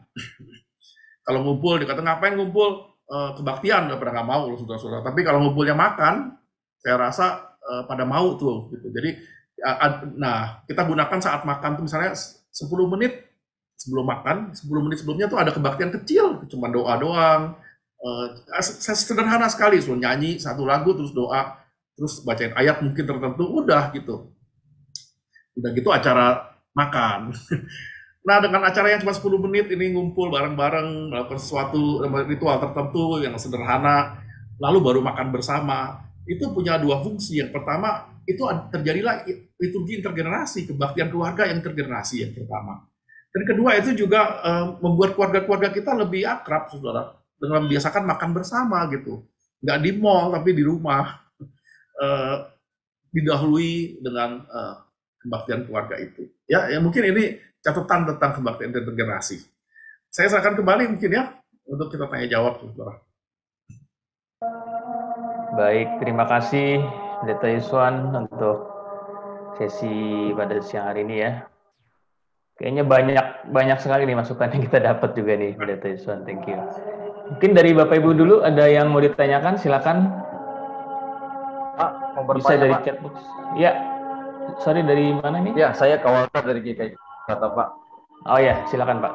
Saya 2 pertanyaan Pak. Ini kan di kebaktian umum itu ada 4 ordo. Bagaimana dengan kebaktian lainnya, misalnya kebaktian Kombas, apakah harus mengandung keempat ordo tadi atau seperti apa? Ya, itu satu. Kemudian yang kedua pertanyaan saya, tadi kan kebaktian kita itu bersifat dialogis dan nanti transformatif tadi Bapak bilang. Jadi bagaimana umat itu bisa menghayati tahap demi tahap kebaktian sehingga itu bisa mentransformasikan kehidupan mereka. Bagaimana saya mampu menjelaskan misalnya ada sebagian orang yang merasa bahwa transformatif itu kalau misalnya kebaktian itu sangat mempengaruhi emosional mereka. Kita tahu ada misalnya gereja karismatik itu kan sangat mempengaruhi emosional sehingga jemaat itu merasa itu lebih membuat mereka tertransformasi. Kira-kira itu pertanyaan saya, Pak. Terima kasih. Oke. Langsung dijawab ya. Oke. Ya silakan, Pak Yusman. Oke, saya catat ya di sini ya supaya apa namanya. Oke, yang pertama itu tentang kebaktian lainnya, apakah itu 4 ordo? Enggak juga gitu loh. Kalau bukan kebaktian minggu, dia ordonya bisa bertambah, ya, bisa berkurang. Misalnya ada yang bisa kebaktian pernikahan misalnya. Pernikahan kan bukan di luar kebaktian minggu itu. Kan ada yang nggak ada persembahan tuh. Ya karena itu bukan kebaktian minggu. Kebaktian-kebaktian lain misalnya kadang-kadang kayak Rabu Abu misalnya. Rabu Abu juga itu nggak 4 ordo tuh. Jadi ada perayaan-perayaan khusus di luar hari Minggu yang memang tidak 4 ordo gitu. Penabisan pendeta misalnya. Kan itu ada ordo penabisan yang tidak ada di kebaktian Minggu. Bahkan kadang-kadang kalau kebaktian minggu itu ada peneguhan penatua juga, ada tambahan kan itu gitu. Ya ada liturgi peneguhan penatua. Jadi 4 ordo itu menjadi basic di dalam kebaktian minggu, tapi kadang-kadang dia bisa bertambah, dan terutama kalau di hari-hari yang bukan kebaktian minggu itu bisa berkurang gitu. Kemudian yang kedua, bagaimana dengan pemahaman umat terhadap transformasi itu ya. Inilah betul Pak. Jadi selama ini tuh kita selalu menghubungkan kalau transformatif itu harus artinya ekspresif. Kalau ekspresif itu artinya mesti yang nangis-nangis gitu loh. Kalau nggak nangis-nangis itu nggak transformatif gitu loh. Padahal transformasi itu terjadi paling kuat bukan lewat emosi terutama, tapi mulai dari pembaruan budi kan, di Roma 12 kan, berubahlah oleh pembaruan budimu sehingga kamu mengetahui apa yang baik dan seterusnya. Jadi itu dimulai dari pembaruan cara berpikir sebetulnya, pembaruan budi itu. Dan itu bisa didapatkan ketika orang merenungkan firman atau merenungkan syair nyanyian dan seterusnya. Jadi lewat ritual-ritual yang sifatnya reflektif ya, karena reflektif itu memungkinkan orang jadi berpikir dari sudut lain gitu loh. Tenang, reflektif, sehingga dari situ muncul cara berpikir yang baru gitu. Nah, konsep ini tentu sangat tidak dipahami oleh umat karena ya kurang populer ya. Itu yang emosional itu nggak usah diajarin, orang langsung emosi gitu. Tapi kalau mengajak umat tuh bagaimana caranya kita bisa berefleksi, merenung, itu perlu diajarin. Nah, kita selama ini kurang ngajarin gitu. Kita jarang kan mengadakan pembinaan liturgi yang isinya tentang saudara-saudara, saya mau menjelaskan nih liturgi GKI sebenarnya seperti apa, votum itu artinya apaan. So, jangan-jangan ada umat yang ngucapin votum tapi nggak pernah tahu votum itu isinya apaan gitu loh. Nah, kalau mereka nggak tahu, gimana mereka bisa merenung? Nggak dapat input sama sekali gitu. Banyak gereja seringkali mengadakan PA ya, pemahaman Alkitab, tapi jarang mengadakan pemahaman liturgi gitu. Akibatnya umat nggak tahu apa-apa gitu, nggak tahu apa-apa ya cuma ngikutin gitu aja tiap minggu, akhirnya ya ritualisme gitu, karena memang mereka nggak tahu artinya apaan gitu. Jadi umat harus diajarin caranya gimana sih menghayati liturgi GKI gitu loh. Nah itu mungkin perlu dijadiin bahan-bahan pembinaan bulanan misalnya ya, sehingga lama-lama umat oh gitu tuh cara menghayatinya. Saya kasih contoh yang sederhana, mana yang lebih mudah menghayati lagu dangdut atau lagu klasik? Itu lagu dangdut kan, lagu dangdut tuh ekspresif banget, nggak usah diajarin, udah goyang sendiri kalau saudara. Tapi kalau menghayati lagu klasik tuh mesti dijelasin, oh ini anaknya di sini loh, oh gitu. Kalau udah dinikmati lama-lama menjadi ketahuan enaknya gitu. Kira-kira gitu ya analoginya. Ya. Oke, terima kasih Pak Yuswan. Semoga menjawab ya Pak Kawalta ya. Ada lagi dari ya sebentar Bu, ada dari Pak Andriano ya, udah ngangkat tangan nih. Silakan Pak Andriano. Ya, terima kasih. Selamat sore Pak Iswantori. Saya mau tanya. Ini kan tadi kalau lihat yang Bapak sampaikan ini banyak implementasi bisa kelihatannya bisa dilakukan kebanyakan di kebaktian onsite. Saya hanya kepingin tahu nih Pak, hubungannya dengan liturgi, apa yang apakah ada, ya kebayang saya konsep liturgi yang baru atau bagaimana gitu ya, sehingga pas dengan kebaktian hybrid yang sekarang ini. Karena kayak kita aja kan ya sekarang ya pasti di semua gereja sama nih Pak ya, mengalami penurunan walaupun kita sudah bicara tentang hybrid. Hybrid misalnya 50% kehadirannya di gedung, tetapi ternyata ya juga nggak sampai ya 50% dari kapasitas. Nah, bagaimana caranya atau mungkin adakah ide-ide yang menarik atau apa gitu ya? Kita kan wah nih dengan IT ini bukan main ini ya. Kita berjibakunya. Gitu aja Pak dari saya Pak. Makasih Pak. Langsung aku jawab ya. Ya silakan Pak. Ya Pak Andriano ini pertanyaan yang penting buat kita dan sebenarnya pembahasannya bisa jam-jaman nih soal kebaktian hybrid ini ya, harus tema tersendiri. Tapi intinya gini. Yang pertama kita ini ada di masa transisi gitu loh. Mau tidak mau nanti ketika pasca pandemi atau katakanlah orang sudah mulai berkumpul kembali, kita harus memberikan fokus, menetapkan fokus kita mau di mana. apakah kita mau berfokus pada kebaktian in person, on-site, yang disiarkan ke rumah-rumah, atau kita ingin membangun sebuah kebaktian yang berpusat pada kebaktian yang sifatnya tayangan di rumah gitu. Itu dulu gitu. Nanti kemana strategi kita? Kalau saya sih lebih sepakat kalau kita back to church gitu ya. Artinya ketika situasi sudah mulai pulih, kita akan menjadikan kebaktian onsite kita tetap menjadi kebaktian yang utama gitu. Karena dengan pemikiran nanti umat juga lama-lama dia akan kembali gitu ke gereja gitu. Nah, di sini akan terjadi masalah. Kalau kita mempertahankan kebaktian onsite, in person dan terus disiarkan, saudara, sampai selama-lamanya kita siarkan tiap minggu, maka akan terjadi, artinya kita mengencourage anggota jemaat kita untuk memilih kan, ya kalau kalian nggak bisa datang ke gereja ya kamu di rumah aja gitu. Nah akan terciptalah nanti jemaat rumahan gini loh, jemaat yang nggak mau gereja lagi karena merasa udah ya udah di rumah juga bisa kok gitu. Nah kalau kita tidak mau menjadi seperti itu, kita bisa mempush umat untuk datang ke gereja lagi dengan cara tidak semuanya disiarkan secara online gitu. Misalnya karena di klasis nih ya, jangan semua mengadakan kebaktian online gitu. Misalnya digilirlah hari ini online-nya siapa, jemaat mana, minggu depan jemaat mana, sehingga umat berpikir juga kalau saya nggak ke gereja, nggak ke GKI Cipinang Elok nih, saya nggak bisa ketemu sama teman, saya nggak bisa lihat teman-teman saya karena di Cipinang Elok cuma 11 bulan sekali gitu misalnya, sehingga ada dorongan buat dia untuk datang ke gereja karena ada yang nggak bisa mereka dapatkan kalau mereka online gitu loh.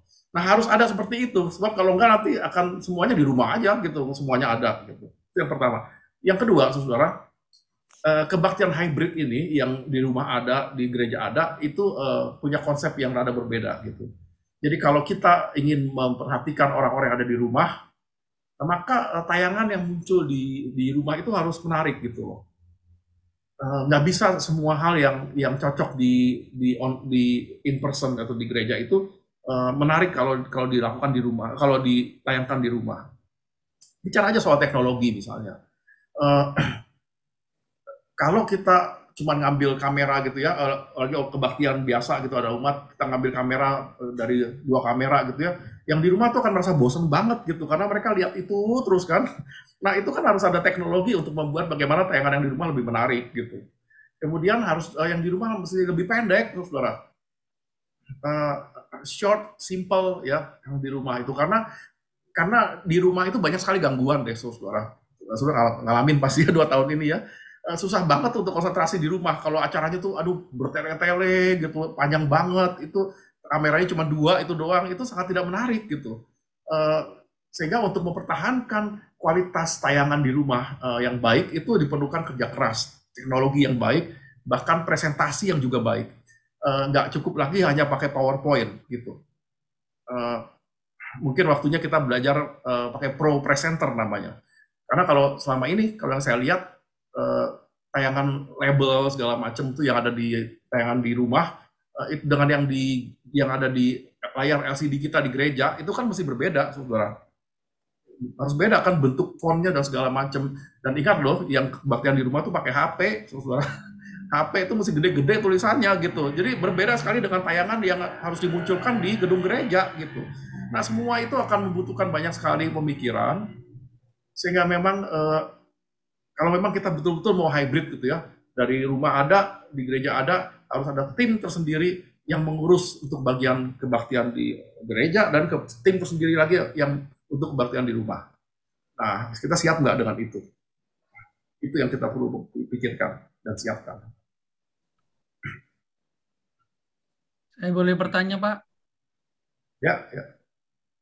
Sebentar dulu, Pak. Tadi dari Ibu Herlina ya. Ibu Herlina, jadi nanya, Bu. Saya Diah, Pak. Dia, sorry. Ibu Dia, silakan. Pak Juswan, saya pernah ikut nih acara Bapak waktu di Surya Utama mengenai Mazmur. Nah, itu kan Mazmur itu kan ada apa ya, kesinambungan tuh antara bait dengan ref. Nah, itu waktu itu dibahas tuh setiap bait itu harus ada ref gitu. Jadi bait 1 ref, 2 ref gitu ya. Nah, itu saya kan ikut seminar itu, pembinaan itu, katanya kalau Bapak bilang kan kalau misalnya nggak mau di 1 ref 2 satu ref 2 ref gitu, dibaca aja gitu Pak, ya kan. Nah, saya nih saya anggota back team, tapi rumah saya kan di Harapan Indah. Jadi kadang-kadang saya ke GKI Harapan Indah juga. Nah, terus saya suka kasih tahu gitu ya, kalau misalnya pas giliran saya mandu gitu, terus tapi nggak kepake tuh Pak. Jadi udah ini banyak kepanjangan ini baitnya. Jadi 1 2 3 ref, 1 2 3 ref atau 1 2 ref gitu Pak. Nah, seperti itu. Jadi beda sama yang saya dapat ilmunya nih dari Pak Juswan. Jadi kan ada beban tuh. Itu baiknya sebetulnya gimana sih Pak, supaya saya juga bisa kasih tahu teman-teman pemandu nih nyanyi Mazmur yang benar gimana nih gitu. Nah, yang kedua nih Pak ya, nggak tahu deh ini ada hubungannya sama sesi ini atau enggak. Saya agak keganggu kalau sikap pengakuan iman rasuli itu, mungkin nggak kalau misalnya kita tambahin 1 untuk pengakuan iman rasuli itu, sikap kita harusnya gimana gitu, diingetin di slide gitu Pak. Karena saya ngelihatnya di beberapa kali saya kebaktian gitu ibadah, Bapak gitu ya, kalau misalnya kebaktian gitu pengakuan iman rasuli itu tangannya begini gitu Pak. Terus ada yang sambil gimana gitu kan, kita kan harusnya, saya ingatnya itu saya waktu pertama kali itu saya ke Pak Eka Dharma Putra itu ingat iman rasul ini harusnya begini sikap kita, karena kita pengakuan kita gitu kan, harusnya gimana, suara kita juga harusnya gimana. Nah, agak keganggu gitu Pak. Mungkin nggak kalau di slide diingetin lagi, pengakuan iman rasuli, sikap kita harus begini, mungkin nggak Pak? Itu sih nggak tahu ada hubungannya apa enggak Mas Esi. Iya. Oke.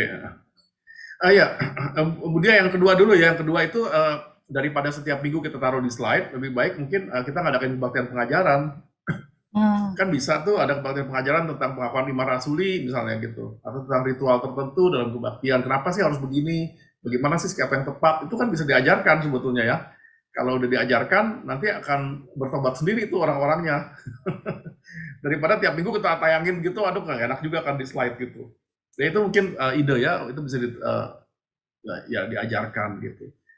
Yang pertama tentang Mazmur, memang kita menyadari bahwa ketika kita mengubah tayangan tadi dari tayangan in person menjadi online, tayangan di rumah, tadi kan kebaktiannya mesti singkat gitu loh. Makanya terpaksalah Mazmur-Mazmur itu dipotong-potong sekarang. Apalagi kalau sekarang kebaktiannya onsite tapi masih pandemi kan, orang nggak boleh lama-lama di gereja kan. Jadi harus cepat gitu loh, harus 1 jam selesai misalnya. Atau ada yang bilang 50 menit. Nah, terpaksalah banyak lagu-lagu yang dipotong-potong. Nah, saya tetap setuju bahwa cara memotong yang paling baik adalah kalau dibacakan. Karena kalau dibacakan lebih cepat gitu. Jadi umat hanya menyanyikan refrainnya. Tapi kalau Mazmur itu panjang, dibacakan aja bait-baitnya, lalu refrainnya dinyanyikan gitu. Itu cepat sekali. Itu lebih cepat sebetulnya. Tapi ya saya juga paham kalau ada orang yang tetap mau menyanyikan bait-baitnya. Karena mau menyanyikan bait-baitnya dan panjang, maka ya dipotong bait-baitnya. Ya kalau untuk sementara ini, untuk kebaktian di masa pandemi saya bisa memahami. Jadi kalau potonglah di bagian yang tepat. Jadi cari perikop-perikop atau bait-bait yang berhubungan dengan khotbah tadi yang akan disampaikan nanti gitu. Jangan memotong di sembarang tempat juga gitu. Ya terpaksa ya, karena kita ingin kebaktian yang cepat. Ya ini kan kondisi yang tidak biasa ya di dalam masa pandemi ini. Tapi kalau dalam kondisi nggak pandemi gitu, harusnya seperti yang Pak Juswan kasih tahu kan ya, harusnya. Ya idealnya begitu ya. Semoga kan pandemi udah kelar Pak nanti. Ya, makasih ya Pak. Ya. Baik, kita lanjut lagi nih Pak Yuswan. Boleh ya Pak? Dari Dengan Cikarang. siapa ya? Dari Petriko dari Cikarang. Oh sebentar Pak Petriko, abis ini Pak ya. Ya. Ada yang chat langsung tadi ke saya nih. Ini Pak, ada titip pertanyaan dari Pak Susetio Agus Salim. Saya ingin bertanya apakah KKR atau ibadah sejenis itu termasuk ibadah lintas generasi? Bagaimana pandangan GKI, Pak? Terima kasih. Iya, jadi KKR, saudara, itu punya itu bukan tradisi GKI sebetulnya. KKR itu dari tradisi gereja-gereja Injili di Amerika ya. Jadi waktu itu udah lama, itu tradisi dari 1 abad yang lalu gitu. Jadi orang dikumpulkan di lapangan besar gitu, kemudian ada pengkhotbah yang diundang dari Eropa, kemudian untuk berbicara sama berhari-hari tentang pertobatan dan seterusnya, dan itu diakhiri dengan undangan untuk maju ke depan dan menerima Yesus sebagai juru selamat. Nah, itu sebetulnya tidak ada di dalam tradisi GKI. Tapi itu masuk di GKI sejak zamannya tokoh John Sung, saudara masih ingat ya. John Sung itu adalah orang Tiongkok yang studi di Amerika, kemudian datang ke Indonesia membawa kebangunan rohani di mana-mana. Nah, salah satunya ketika datang ke Indonesia, karena dia bisanya berbahasa Mandarin, maka komunitas orang-orang Tionghoa itu sangat tertarik dengan dia gitu. Sehingga kemudian karena di GKI kan dulu kan Tionghoa kita kahwe, jadi banyak orang-orang Tionghoa gitu tertarik gitu, dan setelah John Sung kembali, kemudian gerakan kebangunan rohani John Sung itu diteruskan, lalu berdirilah SAAT ya, sekolah teologi di Malang itu SAAT, saudara. Maka juga ada juga sekarang kan di Klasis Priangan kan banyak pendeta kita dari SAAT gitu. Nah, jadi tradisi khotbah yang berapi-api dan sebagainya itu masuklah di situ ya, tradisi KKR yang kita kenal sekarang. Nah, itu jadi sekarang berpadu dengan kebaktian di GKI. Jadi kadang-kadang setahun sekali ada KKR yang benar begitu gitu ya, yang kita harapkan orang bertobat dan seterusnya. Apakah itu intergenerasi? Ya tergantung. Kalau itu diadakan di kebaktian minggu, misalnya ya yang datang ya orang-orang dewasa gitu.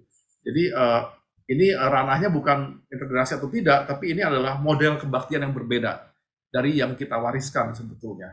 Karena ini model ibadah yang yang tujuannya betul-betul pertobatan, penginjilan, ya pembaruan komitmen dan seperti itu. Makanya kita melihat warnanya sedikit berbeda, ya, KKR dengan kebaktian minggu. Baik, terima kasih. Sebentar ya Pak Petriko, sebelumnya ada Pak Timotius, jadi urutannya nanti Pak Timotius, Pak Petriko, baru Pak Gunung ini. Dari Pak Timotius ada pertanyaan, kalau PK itu harus Jumat Agung atau Minggu waktu Paskah, Pak? Kemudian bacaan Injil harus berdiri atau duduk?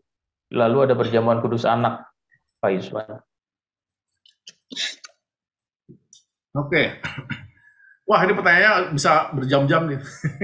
Iya, saya bahas ini aja ya, secara garis besar ya. Jadi secara garis besar begini, saudara. Harusnya Paskah itu kita perjamuan kudus. Kalau kita melihat dari sejarah gereja, baik bahkan di gereja reformasi, kalau gereja Calvin, gereja reformasi dari dulu itu namanya perjamuan kudus itu Paskah gitu loh. Nah, kenapa kok jadi Jumat Agung? Karena ada satu masa di mana itu panjang lebar ya, tapi itu terjadi dari keputusan sinode di sinode gereja di Belanda, ya, gereja Belanda.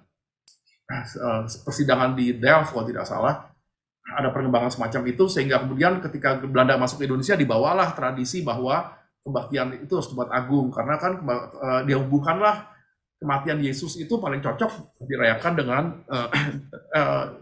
perjamuan kudus di hari Jumat Agung. Padahal kalau kita melihat sejarah gereja, Jumat Agung itu masih masuk di dalam masa Prapaskah. Dan masa Prapaskah sebetulnya berasal dari masa puasa gitu. Masa Prapaskah adalah masa puasa 40 hari untuk mempersiapkan orang-orang dibaptis pada saat Paskah subuh. Jadi sebelum dibaptis Paskah subuh, mereka harus puasa 40 hari, termasuk pada hari Jumat Agung. Sehingga tidak mungkin seharusnya orang lagi puasa disuruh perjamuan kudus gitu loh. Nggak cocok gitu, saudara. Nah, kapan kalau kita perjamuan kudusnya? Hari Minggu. Karena Minggu itu Paskah, itu kebangkitan Yesus. Dan kita juga mengenang Yesus yang itu kan, yang tadi ya di jalan Emmaus, perjalanan ke Emmaus, dia merayakan Paskah dengan murid-murid gitu loh. Tapi ini udah tradisi yang ada di gereja Belanda dan dibawa ke Indonesia dan dipatuhi oleh seluruh gereja Protestan di Indonesia gitu loh. Jadi kalau kita ngubah tiba-tiba dari Jumat Agung ke Paskah, itu pada bingung anggota jemaat, karena dari puluhan tahun mbah-mbah dari dulu ya sudah begitu gitu. Nah, jadi perlu perjuangan untuk menjelaskan bahwa sebetulnya paling tepat itu perjamuan kudus Paskah gitu. Ya, ataupun kalau memang oke lah, Jumat Agung sudah pengen pokoknya harus perjamuan nggak masalah, bikin 2 kali. Perjamuan kudus ada, Jumat Agung tetap ada, tapi tolong Paskahnya jangan dihilangkan perjamuan kudusnya. Tapi itu pun butuh perjuangan, saudara. Karena kita selama ini berpikir kalau perjamuan kudus kalau sering-sering itu nggak baik, nanti jadi ritualisme gitu kan. Padahal kalau coba Bapak Ibu buka deh tata gereja. Tata gereja GKI yang sekarang mengatakan perjamuan kudus diadakan minimal 4 kali dalam setahun. Jadi boleh nggak lebih dari 4? Boleh. Makin banyak makin baik sebetulnya. Iya, saudara.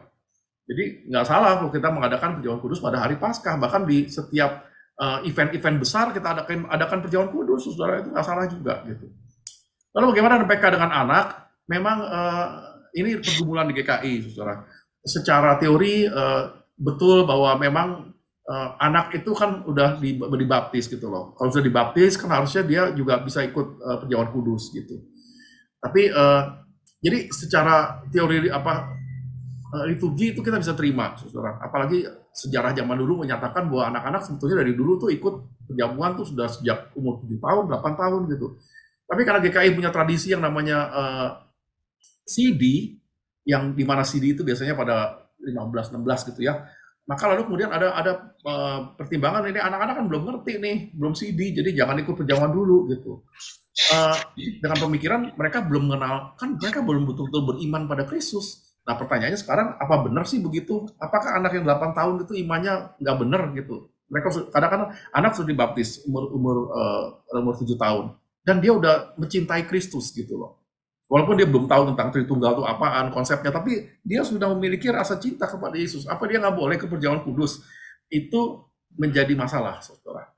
Nah, kemudian beberapa GKI di Jateng terutama mulai mengadakan seminar dan mulai mempraktekkan perjamuan kudus dengan anak-anak. Tapi yang jadi masalah kan ini kan kita GKI ini harusnya bergerak bersama, saudara.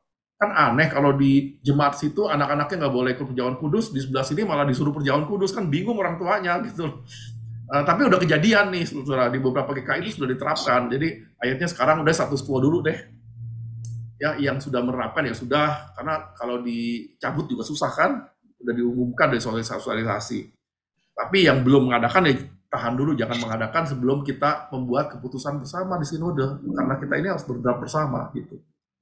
Ya, tadi pertanyaan satu lagi yang berdiri apa soal bacaan Injil, Pak Yusman? Iya, bacaan Injil. Kalau bacaan Injil memang biasanya berdiri. Kenapa? Karena pertama itu menunjukkan bahwa itulah puncak bacaan gitu loh. Kan klimaks ya, dari bacaan-bacaan itu menuju klimaks. Nah, berdiri itu ada kesan klimaks gitu.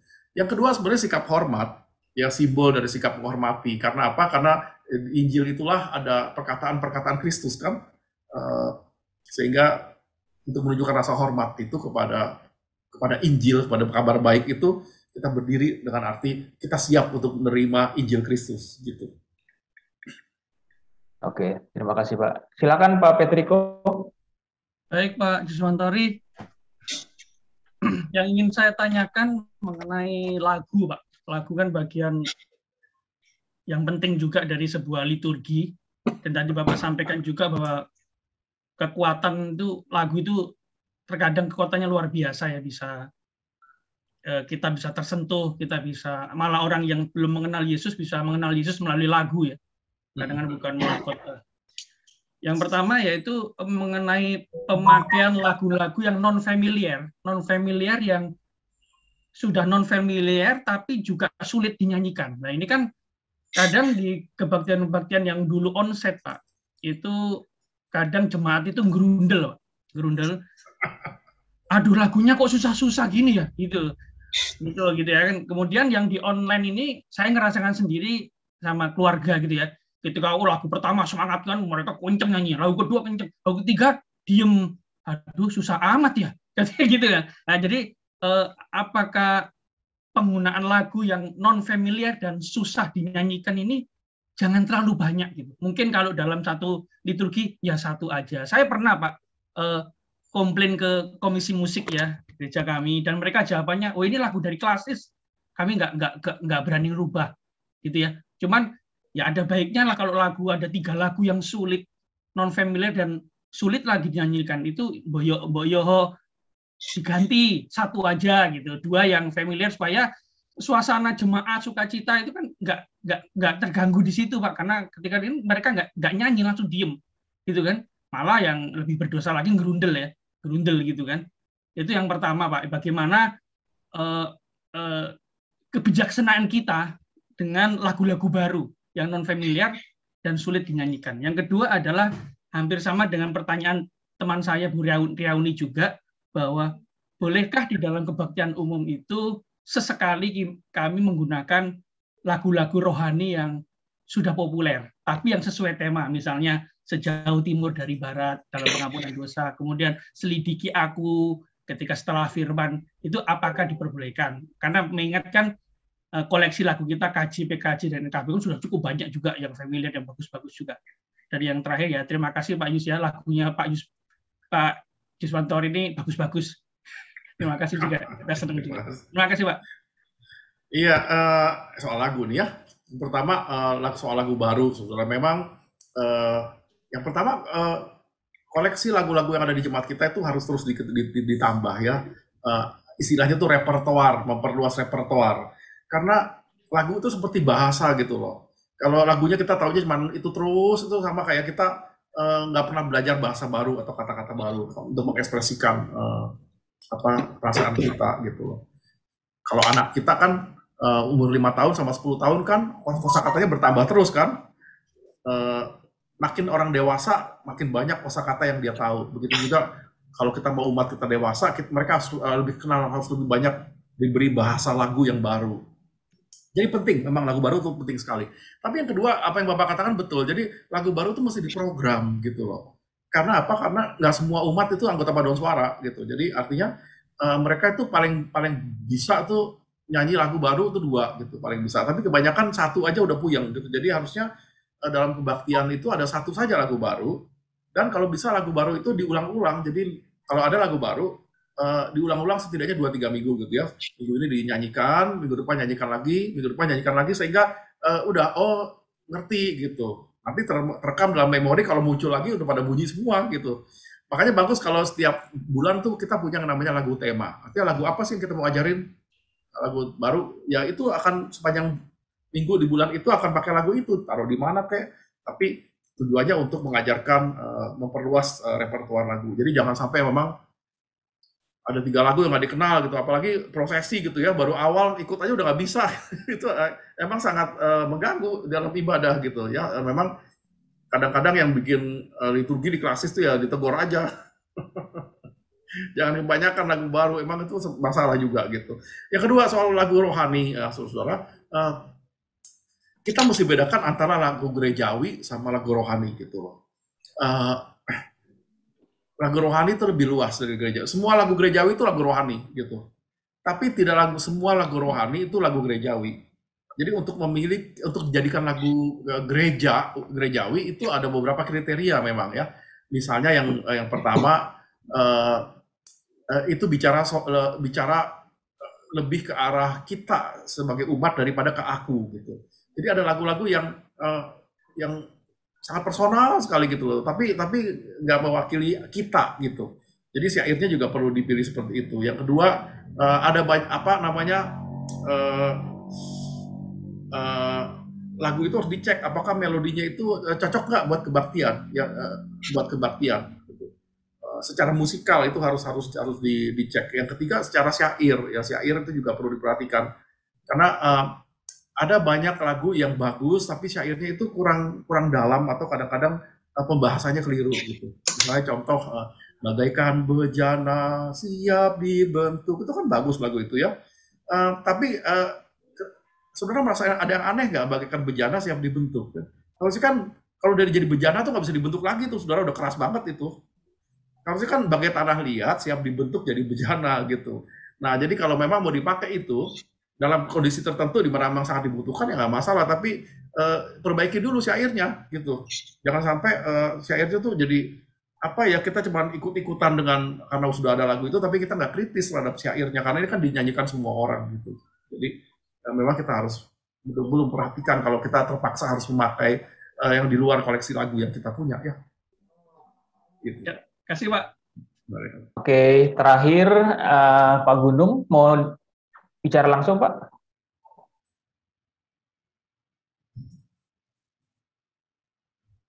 Terima kasih Pak Yus, Pak Siswan. Ini saya mau tanya tentang apabila penutua itu ditunjuk untuk memimpin suatu kebaktian, atau katakanlah sebagai pelayan firman di ibadah gereja atau di ibadah persekutuan, misalnya persekutuan wilayah gitu. Apakah boleh melakukan doa berkat atau penutup? Atau juga sekalian dengan doa Bapak kami? Demikian Pak, terima kasih. Penatua bolehkah memimpin doa berkat, Pak? Iya Pak, benar.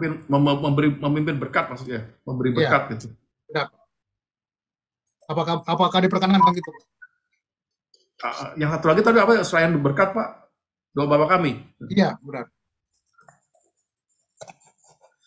Iya Pak, jadi sebetulnya kan yang menjadi batasan adalah antara penatua dan pendeta kan secara tradisi GKI adalah memberikan penumpangan tangan kan, Pak. Jadi yang khas pendeta itu adalah penumpangan tangan, kemudian sakramen-sakramen gitu. Sehingga kalau nggak pakai penumpangan tangan, rasanya nggak apa-apa gitu. Tapi tentu saja rumusan berkatnya mesti diganti. Ya biasanya kan kalau selama ini kalau kita bilang memberkati engkau, tapi kita ganti memberkati kita gitu. Jadi, artinya karena kesadaran kita bahwa kita sebagai penatua menyadari bahwa kita bukan orang yang tertabis, maka kita nggak bisa menumpangkan tangan mengatakan Tuhan memberkati engkau gitu. Artinya itu di luar tradisi kita. Jadi bisa aja kita tetap memberikan mengucapkan kalimat berkat, kiranya Tuhan memberkati kita, damai sejahtera Tuhan bersama kita, kan nggak masalah gitu sebetulnya. Dan demikian juga apalagi doa Bapa kami. Jangankan doa Bapa kami, sebetulnya doa syafaat dipimpin penatua pun nggak masalah, lebih bagus justru. Kan itu kan doa rakyat ya, doa untuk rakyat, prayers of the people, doa oleh rakyat dan untuk rakyat. Jadi seharusnya itu kalau doa Bapa kami itu dipimpin oleh penatua sepenuhnya juga nggak masalah gitu. Ya karena itu bukan kekhasan untuk pendeta, enggak. Jadi boleh, sangat boleh. Bahkan kadang-kadang saya justru meminta supaya doa syafaat itu dipimpin oleh beberapa orang di jemaat gitu. Ya pendek-pendek bergantian gitu. Lalu diakhiri dengan menyanyikan doa Bapa kami bersama-sama, itu nggak masalah gitu. Baik, terima kasih Pak Yuswan. Terima kasih Pak Yuswan. Ya, pertanyaan Ibu Riauni sudah dijawab juga tadi ya sekalian. Kemudian mohon maaf Bapak Ibu karena keterbatasan waktu, pertanyaan Ibu Yola, Ibu Dian, dan Ibu Herlina. Ibu Herlina ya nanti bisa ditulis di chat. Tulis di grup ya, di grup WA nanti kita balasnya. Baik, terima kasih sekali lagi Pendeta Yuswan, kita kasih apresiasi atas sesi kita pada sore hari ini. Terima kasih, ya. Pak. Baik Bapak Ibu, kita akan menyanyikan lagu penutup lagu himne GKI Berderaplah Satu. Silakan.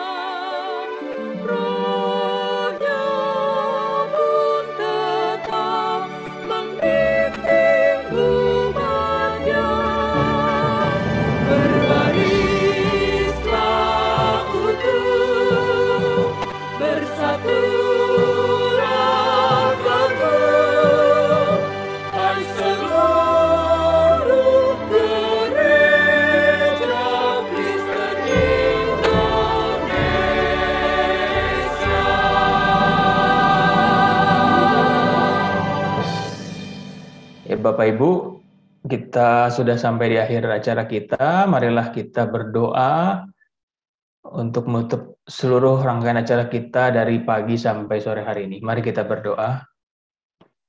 Bapa kami dalam surga, terima kasih Tuhan untuk segala berkat anugerah-Mu yang kami rasakan setiap hari sampai pada saat ini. Tuhan, kami bersyukur untuk waktu yang Kau berikan, sehingga dari pagi sampai sore hari ini kami dapat diperlengkapi Tuhan melalui pembinaan, melalui Zoom meeting ini Tuhan. Kami bersyukur untuk 4 pembicara kami yang boleh membagikan materi mereka yang begitu luar biasa, di mana kami dapat belajar bersama untuk lebih lagi meningkatkan pelayanan kami di gereja kami masing-masing.